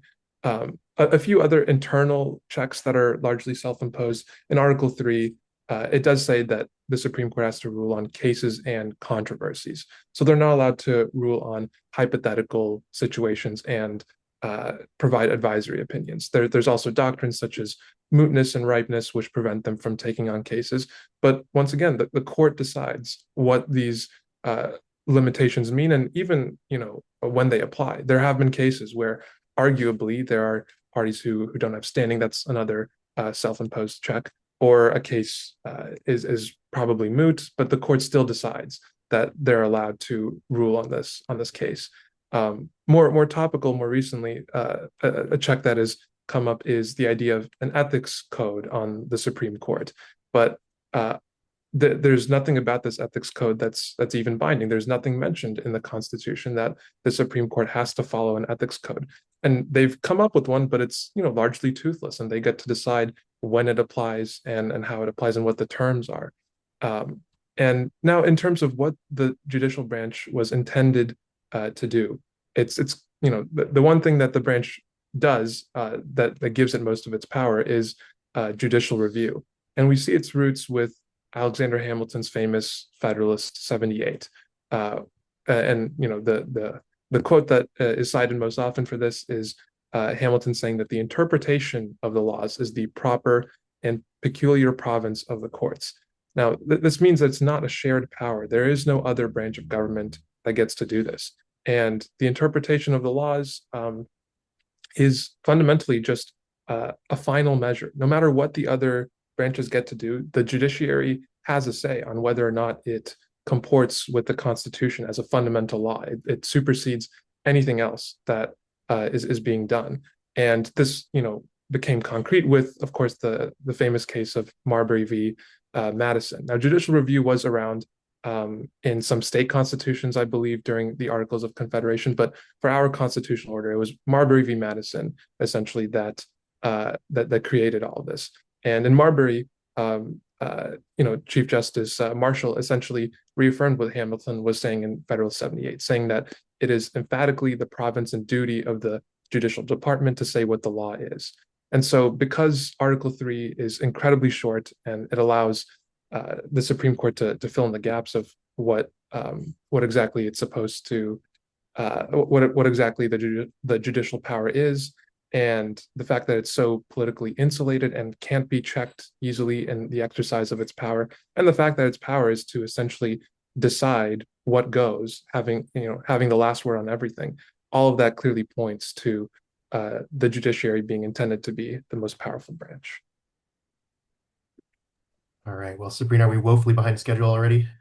We are, but we have some flexibility built in. So thank you, panelists, for presenting your initial arguments and the founders' perspectives. We're going to now move on to the second question to help guide this debate, which is, which branch of government does the best job at protecting individual rights? Let's start with Aaron, representing the executive branch. And for all of you in the audience, there's a question in the chat. You can chime in on this topic as well. Yes, we'd like to see participation. Throw out any federal laws, executive actions, or court cases that you can think of that impact individual rights. Great, thanks. Well, I will start with some more quotes. President Obama once said that as president, I have no greater responsibility than protecting the American people. And while, this is a quote from President Obama, this rings true throughout history. Every president takes an oath upon office to preserve, protect, and defend the Constitution of the United States, and that includes the individual rights that are enumerated by this Constitution. One example we can look to for the executive branch and the president in particular of protecting individual rights is through commitments to international human rights treaties throughout the 60s and 70s that presidents have committed to. So, um, for example, the International Convention on the Elimination of All Forms of Racial Discrimination, the International Covenant on Civil and Political Rights, and the International Covenant on Economic, Social, and Cultural Rights. During the Carter administration, respect for human rights even shaped foreign policy directly. Beyond these kind of commitments that the president and the executive can make, executive orders and domestic protection of individual rights have also been a long-standing form of this sort of protection. So going back to the 1800s, Lincoln's Emancipation Proclamation, essentially, setting one of the largest American history moments in terms of the protection of individual rights and the abolition of slavery for enslaved people among certain states. Truman's desegregation of the military in by executive order, Eisenhower's executive order um, to federalize the National Guard, Kennedy's executive order to establish the President's Committee on Equal Employment Opportunity, Clinton's executive order implementing some of the human rights treaties mentioned above, Obama's executive order extending workplace protections to LGBT federal workers and contractors. These were just some examples of how executive orders have been a tool for protecting individual rights at home. There's also the idea of deferration, so deferring action for the president to protect individual rights. Presidents obviously will change their stances from party to party, from election to election, but presidents have the ability to defer to not use enforcement power. So we know with the DACA, deferred action for childhood arrivals is a presidential way to overlook what either the legislative or previous presidents have tried to set in terms of enforcement of immigration policy, as well as under Obama era and potentially under the current Trump administration, relaxed enforcement on federal marijuana laws. The president has the power to, as the enforcement branch, as the executive branch, to somewhat determine which laws they will and will not care about enforcing.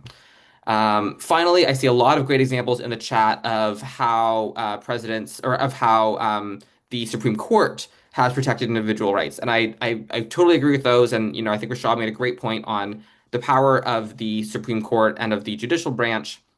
But one thing that I want to bring up and think about specifically for these court cases is that the Supreme Court, I think you can think of as a super powerful cannon. It is a very powerful branch, but it cannot be aimed by itself. And by that, what I mean is that the Supreme Court justices do not get to say, I will be a Supreme Court justice. They are nominated, and they are nominated by one person in particular, and that is the president. And so while the Supreme Court is very powerful, the direction in which the Supreme Court goes and many of these court cases, particularly those that are more recent, have been the result of the president selecting particular justices to make those politically determined decisions. So, thinking about Roe v. Wade and Dobbs v. Jackson, Students for Fair Admissions v. Harvard, recent cases like West Virginia v. BPJ, all of these cases are on hot button political issues that, ideally the Supreme Court was not meant necessarily to adjudicate. And yet, because of the polarization of the country, because of the polarization of the presidency, the president has been able to appoint people and justices that will make those decisions and create that legacy. And so, while I would agree with Rashab and many of you in the chat that these Supreme Court cases are essential for protecting or denying individual rights, and I think the ability to deny individual rights is as much an argument for power as the protection of. I'm not saying that the removal of individual rights is a good thing by any means, but the power to remove individual rights speaks to the power of the executive branch. And while it is the judicial branch, obviously, that is making those decisions, I would put forth the argument that the composition of the judicial branch is a presidential power, and therefore the actions of the judicial branch are, in effect, a presidential legacy. Yeah, I will pass it off to, I think we're going to have Rashad. Rashab. Yeah, thank you, Aaron.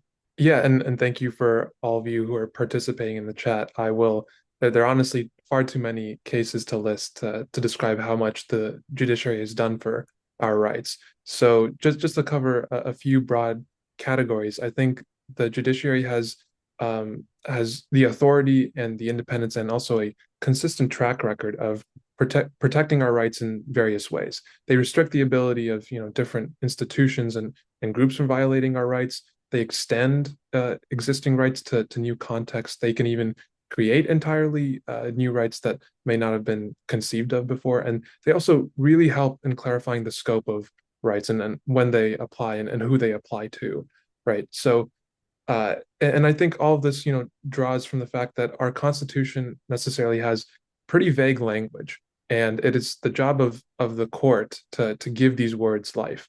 For instance, the 14th Amendment, which I would argue is probably the best amendment to our Constitution, says that no state shall deny to any person within its jurisdiction the equal protection of the laws. But it's been Congress, it's been the court interpreting these words that Congress, added to our Constitution, and giving them life.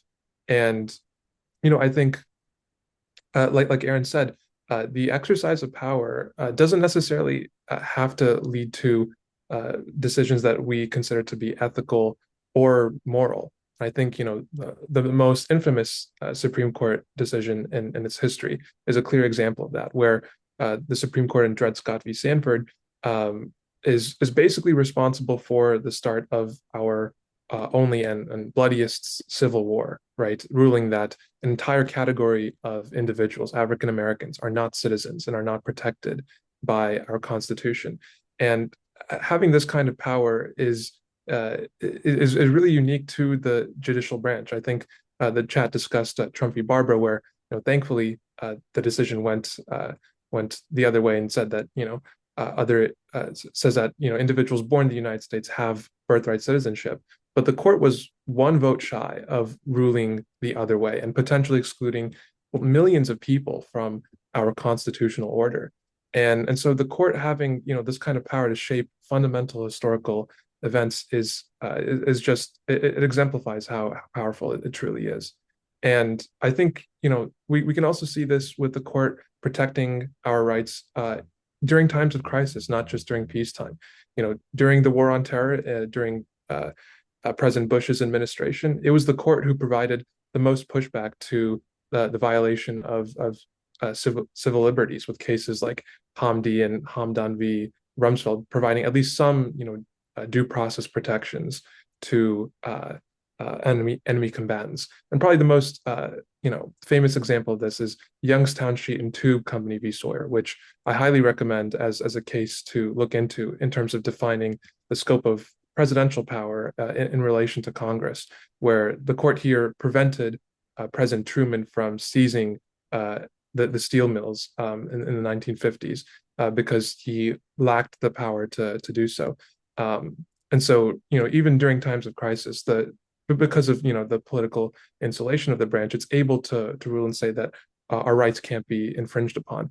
I will also say that the court is responsible for extending our rights to new contexts in a way that really no other branch has been responsible for. And the best example of this is the incorporation revolution, where if you read through, the original Bill of Rights, all these restrictions apply to Congress specifically. It says that Congress shall make no law restricting the freedom of speech. However, we do have state governments who arguably are responsible for more of our day-to-day interactions with the government than the federal government, which can be distant for a lot of people. And while we do have state constitutions, the Supreme Court decided that through their interpretation of the Constitution, these Bill of Rights protections also apply to all 50 of our state governments, right? So starting with Gitlow v. New York in 1925, almost for 100 years now, the court has been incorporating each of these rights from the Bill of Rights to apply to the state governments. And this entirely reworks the relationship between the federal and state governments. And this has happened with Fourth Amendment protections in Mapp v. Ohio, and up until even like the modern day with Timms v. Indiana in 2019, saying that states can't levy excessive fines as part of the Eighth Amendment as well. And I mean, the chat has been really great about talking about how the court has advanced civil rights and social progress with obviously cases like Brown v. Board and Loving v. Virginia, Griswold. And in a more modern context, I think the court has exercised its power in restricting these rights in a lot of cases. With, for instance, voting rights, they've under the Roberts Court, they've done a lot to roll back voting rights protections with cases like Shelby County v. Holder, where yes, it was an interpretation of a congressionally passed act, but and they gave Congress the opportunity to fix this, but the court's ruling essentially gutted the Voting Rights Act and prevented federal voting protections from applying to a number of states. And we've seen this continue in the gerrymandering context with Louisiana v. Calais. And I will make just one point here that the judiciary, while we talk a lot about the Supreme Court, the judiciary is just more than the Supreme Court. Lower courts, at the trial level and appellate level, are honestly where the vast majority of cases end up being resolved because the Supreme Court can't take on the millions of cases that go through the federal court system. And at this level, we've seen these trial courts and appellate courts actually do a fairly good job at protecting our rights. For instance, the Trump administration has lost almost 90% of its cases at this level, cases about political prosecutions and ICE deployments, and Congress hasn't done anything to go around these orders, and the executive, unless they're able to appeal and go to the Supreme Court, largely follows these. And lastly, I think just clarifying the scope of rights is also an important aspect of the judiciary's defense of rights, because defining what something like cruel and unusual punishment means is inherently vague language, and whether that applies to the death penalty, that is something that the Supreme Court has clarified with cases like Roper v. Simmons saying that the death penalty doesn't apply to minors, or Atkins v. Virginia saying that the death penalty doesn't apply to mentally disabled individuals. This is the court stepping in and guarding, perhaps the most fundamental right, the right to life, in an ever expanding carceral state, which is just an example of something that the court can do that really no other branch can. And once again, this all comes down to the fact that the court doesn't have to respond to popular political pressure. They can protect our rights regardless of the context. All right. So the legislative branch fits in here as well, of course. And I want to actually start with the Youngstown sheet and tube versus Sawyer case that Rashab mentioned, which is a Supreme Court case. But what it says ultimately is that where Congress sort of impacts or has weighed in on a specific area of law, deference will be given to Congress to the exclusion of the executive branch. So the executive can't sort of like try to legislate issues that Congress has weighed in on, passed laws on, sort of encompassed the field on. And so Congress does that all the time, right? There's lots and lots of laws that Congress has passed which impact individual rights, including healthcare, education, any number of things. I think we also heard earlier about the 14th Amendment to the US Constitution, which has been extremely impactful in giving Congress all kinds of powers to affect individual rights, especially in the 1960s. So John Bingham wrote in large part the 14th Amendment, and it's led to a great expansion of rights along with the other Reconstruction amendments, especially under due process and equal protection portions of the 14th Amendment. The Privileges and Immunity Clause has been relatively unimpactful. But one of the key areas of legislation we've seen is the Civil Rights Act of 1964, also the Voting Rights Act around the same time, which include the Civil Rights Act includes things like Title VII and Title IX, which impact gender and equity within higher education and employment, among other things. We've seen a recent case, Bostock versus Clayton County, Georgia, where the court relied on the Civil Rights Act of 1964 to indicate that sex discrimination is prohibited in the workplace, including for gender identity, sexual orientation, and transgender identity. So we've seen these laws are necessary before the other branches of government can really even weigh in on these issues, especially the Supreme Court, that those cases don't happen without a legislative action first that creates the law, creates the right, that gives the individual rights to the populace. Some other really notable examples are the Environmental Protection Act, OSHA, things that have created protections for workers, for our health and safety, and then the court cases that weigh in on that expand on those rights, require that there's been a legislative determination first. So we talked about the Voting Rights Act that led to Shelby County versus Holder in 2013.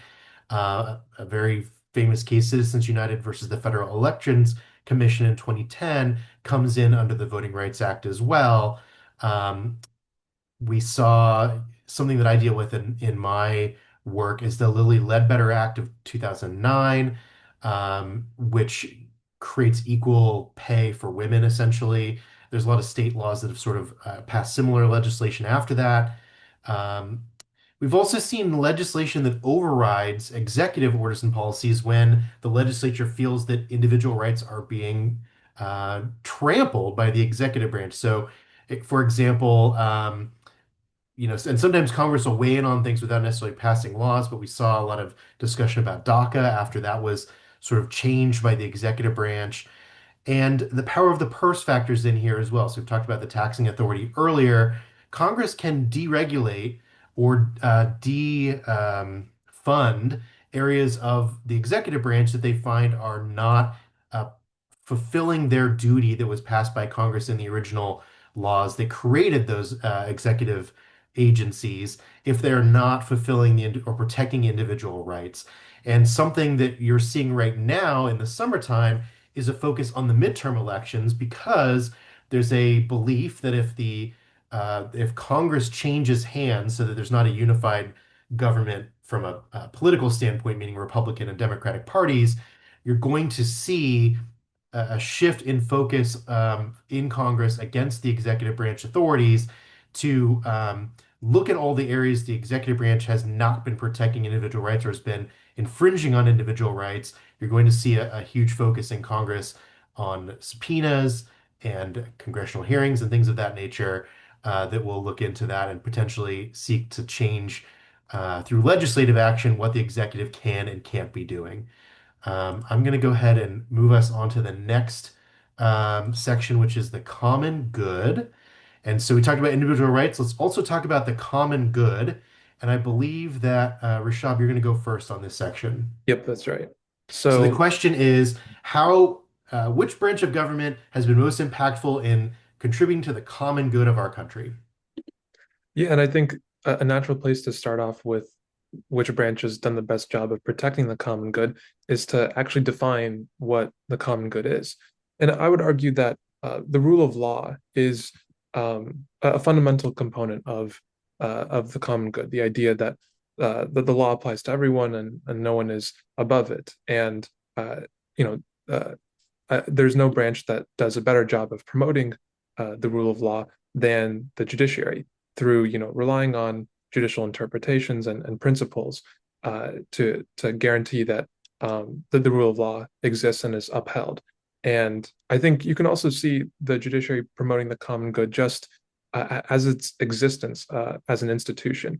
If you take a step back, there's thousands of disputes between different groups and individuals, and our court system is a venue that is accessible and open to everyone for them to resolve these disputes rather than resorting to violence or force instead. And so its existence as just an institution to resolve conflicts and that being open to everyone contributes to the common good.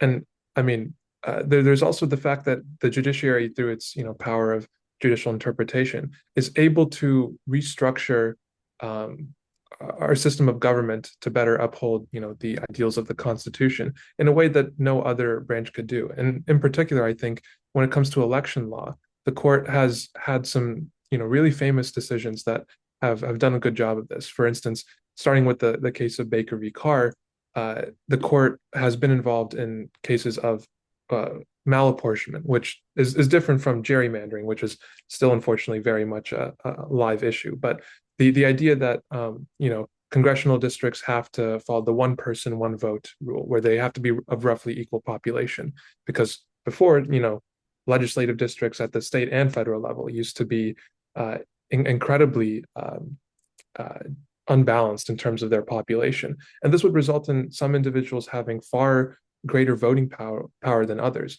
And it was the court who stepped in and said that, no, actually, everyone has to have an equal say in their government. And there was no other branch that could do this. The executive can't really weigh into this exactly. And, members of Congress were, by their very nature, incentivized to not do away with this order. And it was only the politically insulated branch and the principal branch of the judiciary that was able to do this.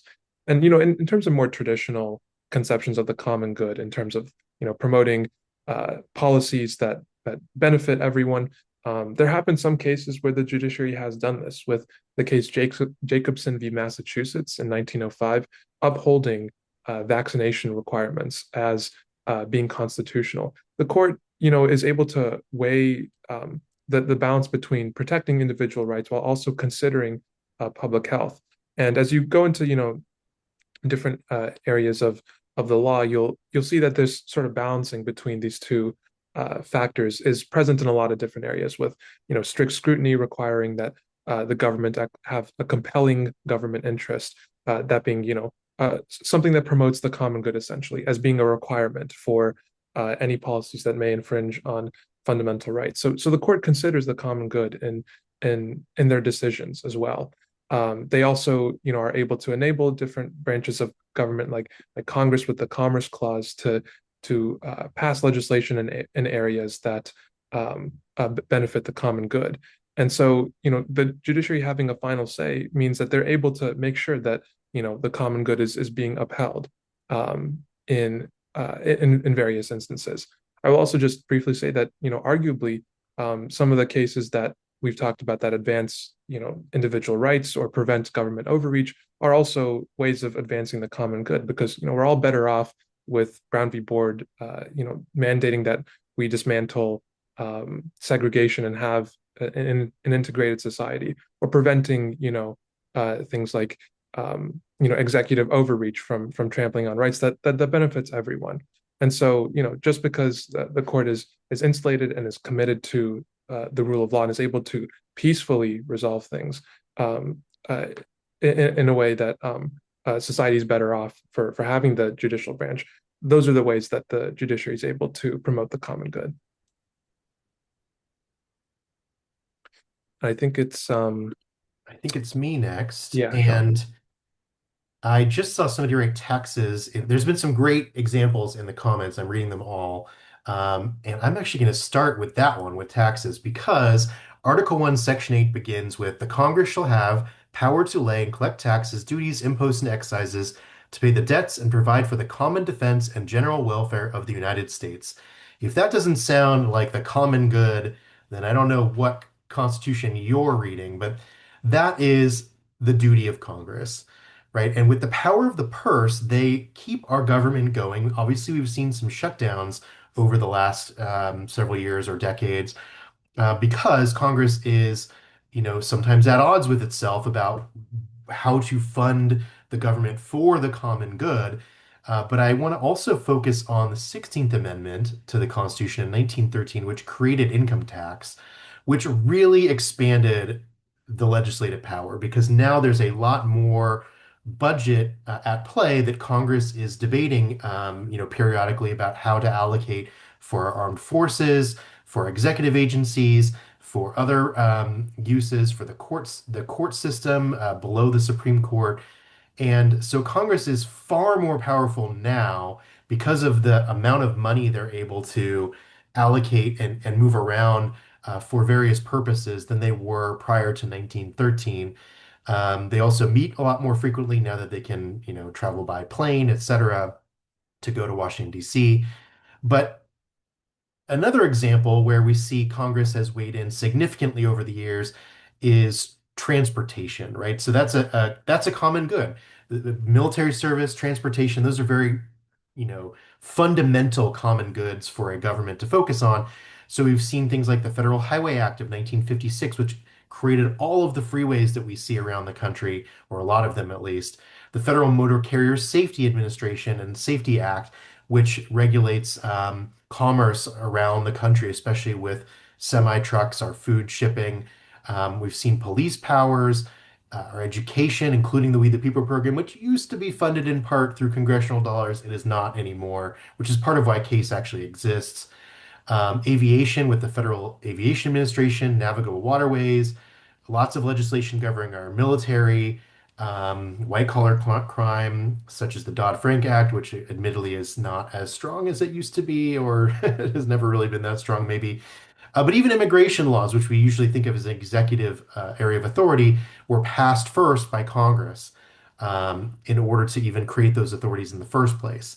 So Congress can create and modify and reduce these powers, especially with the executive agencies, as they see fit, especially whenever they're considering the budget. The Senate also regulates the common good with the executive branch by affirming the leaders that run all of these executive agencies. They have the power of advice and consent on who even is making the decisions among the executive branch. When we talk about the laws that promote health and safety, there's been so many, and I'm seeing some great ones in the chat. Somebody wrote FEMA just now, Clean Air and Clean Water Acts, great example. Temporary assistance for needy families, all good examples.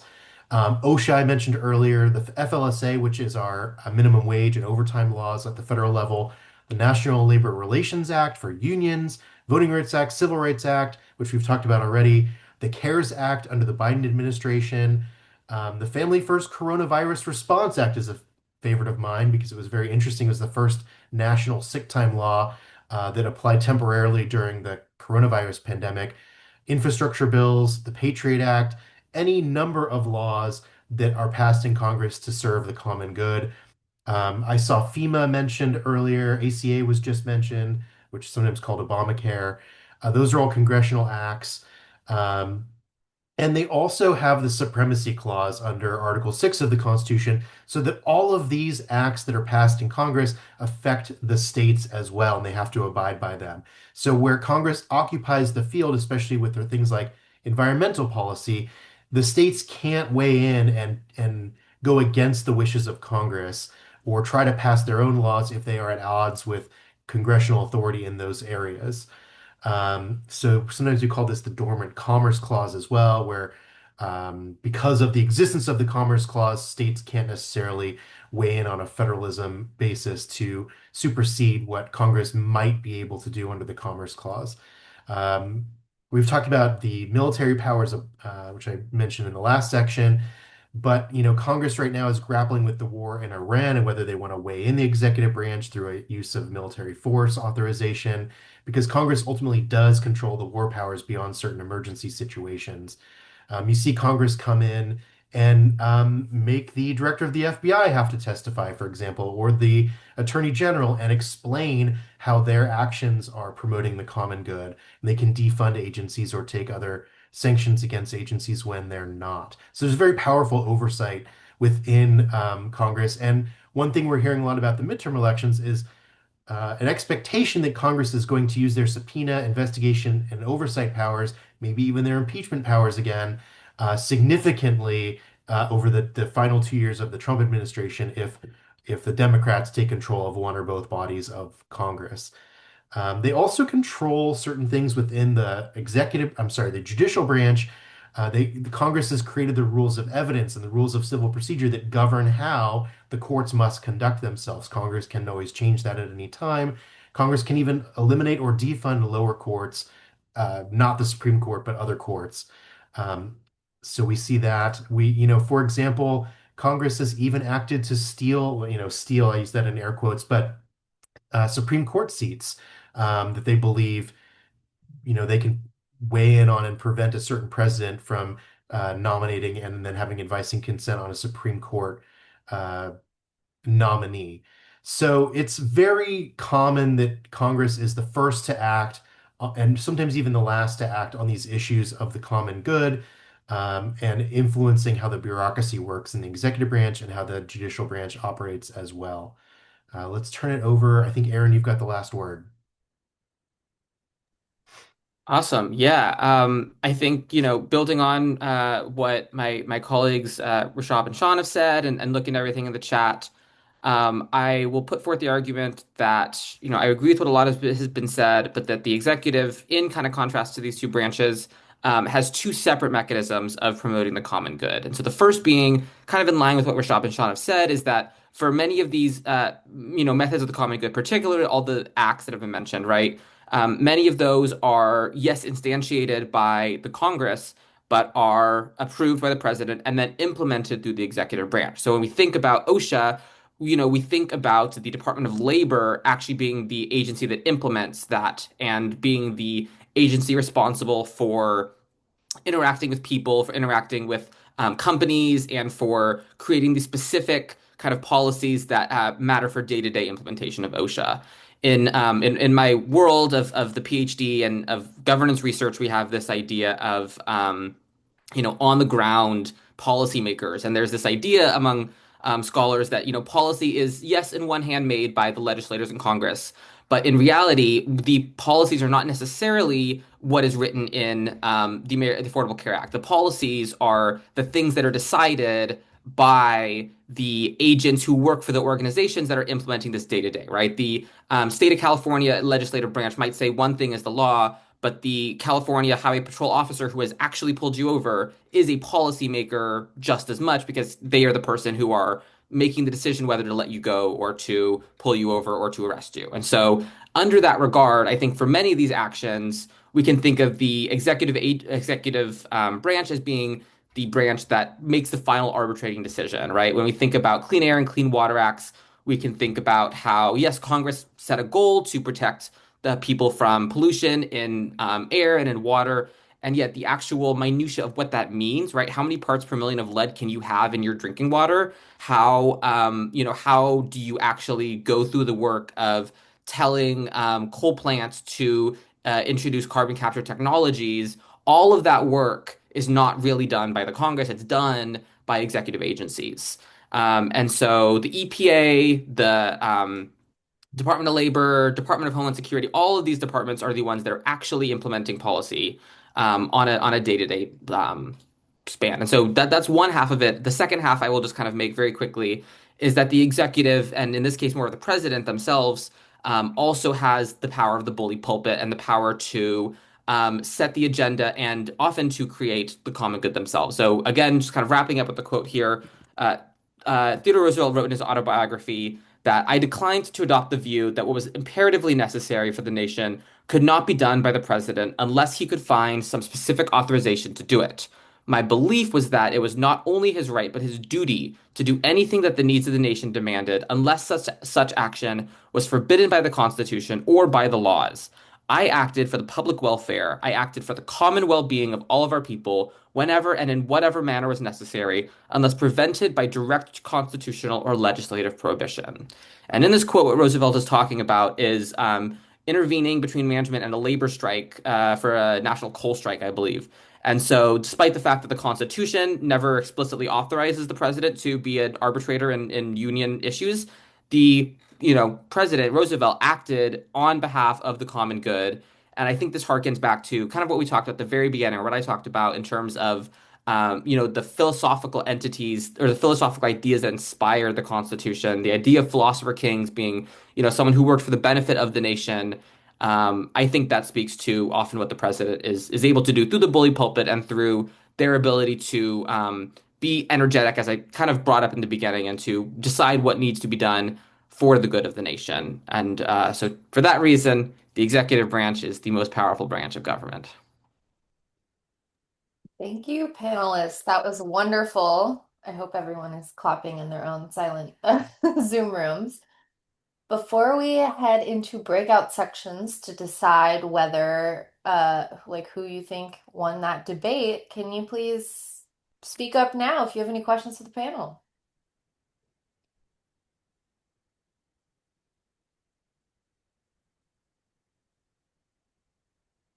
Hearing none, and given the timing of the presentations, we are going to head straight into breakout rooms. I'm about to open the rooms now. Each room should have at least one CASE volunteer who can help discuss these issues. The goal of the breakout room is to determine as a group the answer to the question, which is the most powerful branch of federal government? It is not your favorite. It is not the one that's done the most good or Or the bad. best or the worst. It is what you think is the most powerful branch. So I am opening up the rooms now. As I mentioned before, the breakout rooms will not be recorded. We will come back at 12:40, let's say No, we'll come back at 12:50. I will summon you all back to this room and we will do the final vote. All right, rooms are open now. All right, folks. Well, we are coming together for final quick discussion. I would love to hear if someone is willing to share something that they discussed in their breakout room about why they thought a particular branch was the most powerful branch of government. So feel free to raise your hand and turn on your camera, or you are welcome to share in the chat if you are not feeling brave.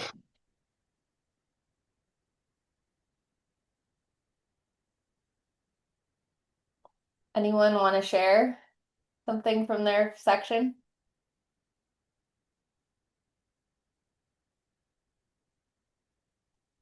I'm gonna okay, great. Caitlin, let's hear it. Hi. So I was in a breakout room with Rashab in it, and something that he kind of brought up that our group discussed was, I guess, foreign affairs or like how the branches are involved in like foreign policy and stuff like that. And even though I do think that the legislative branch is the strongest branch, I do think that him and like other people in our group made a good point that the executive branch does have like a lot of power over foreign affairs and I guess like a lot of what we see in the media or like what we see about our interactions with foreign countries has to do has to do a lot with the executive branch or like the president specifically.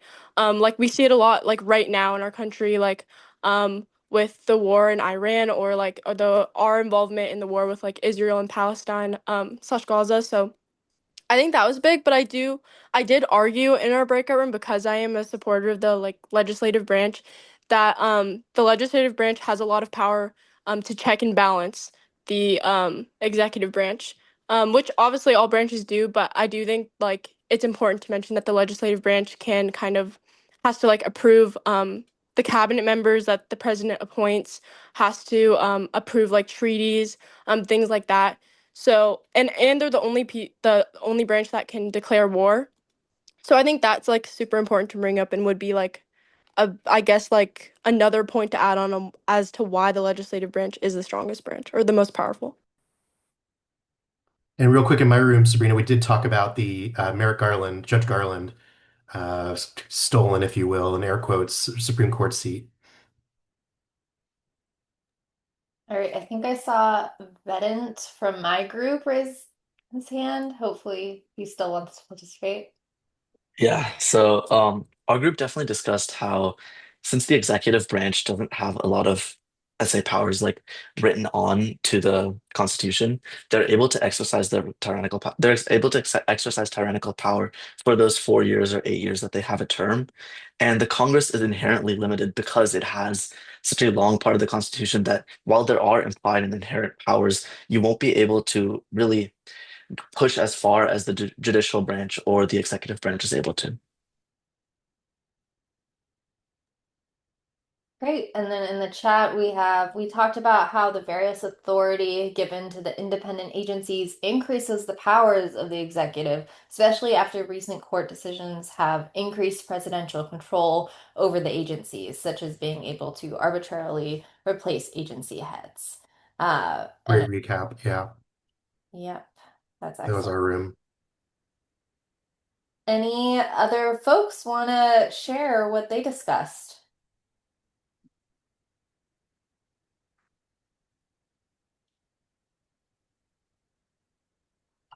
Okay. Hearing none, I just want to say I really appreciate all the participation and the interesting discussions we've had. There'll be more opportunities to do so in summer session two, but I want to thank you and hope that you continue it going forward, as that's going to be a really important part of being successful in this program. It's not being afraid to speak out, share your opinions, and think deeply about these really interesting issues. So without further ado, I'm going to publish a poll in the chat, or it might just pop up for you. And I need everyone to vote, including the panelists, Ooh, I about, get to vote? yeah, I believe you do. So actually, I think No. I don't see most the don't. ability to vote, Sabrina. Yeah. Sorry. I guess just the students will get to decide. So everyone should be able to vote now, and I can see everyone who votes and doesn't vote. Not what you vote for, but just that you voted. So I'm watching. We've got 32 out of 35 people participate, so we're almost done. And Paxton, I will publish the results shortly, as soon as we get everyone's participation. We're missing one person. I believe in you, one person, who hopefully hasn't walked away. I'm showing 34 to 34. Okay, I think the person just left, possibly. So, without further ado, I am going to end the poll and share the results. Are you able to see it, everyone? Well, Yeah. for those tuning in via the recorded session on YouTube, the results were as follows. The legislative branch received 9% of the votes. The Ouch. executive branch received 24% of the votes. And lastly, the judiciary branch received 68% of the votes. So this year's winner of the most powerful branch of the federal government is the judiciary branch. At a very high percentage, surprisingly high percentage. I thought it Yeah. was going to be a lot closer than that, but Super majority, right? yeah, yeah. Yep. This So is thank this is not who won last year. So like Sabrina said, it changes every year. Mhm. I think the Yep. judiciary did win 2 years ago. Yep. I think right after the Dobbs case came out, this judiciary did win.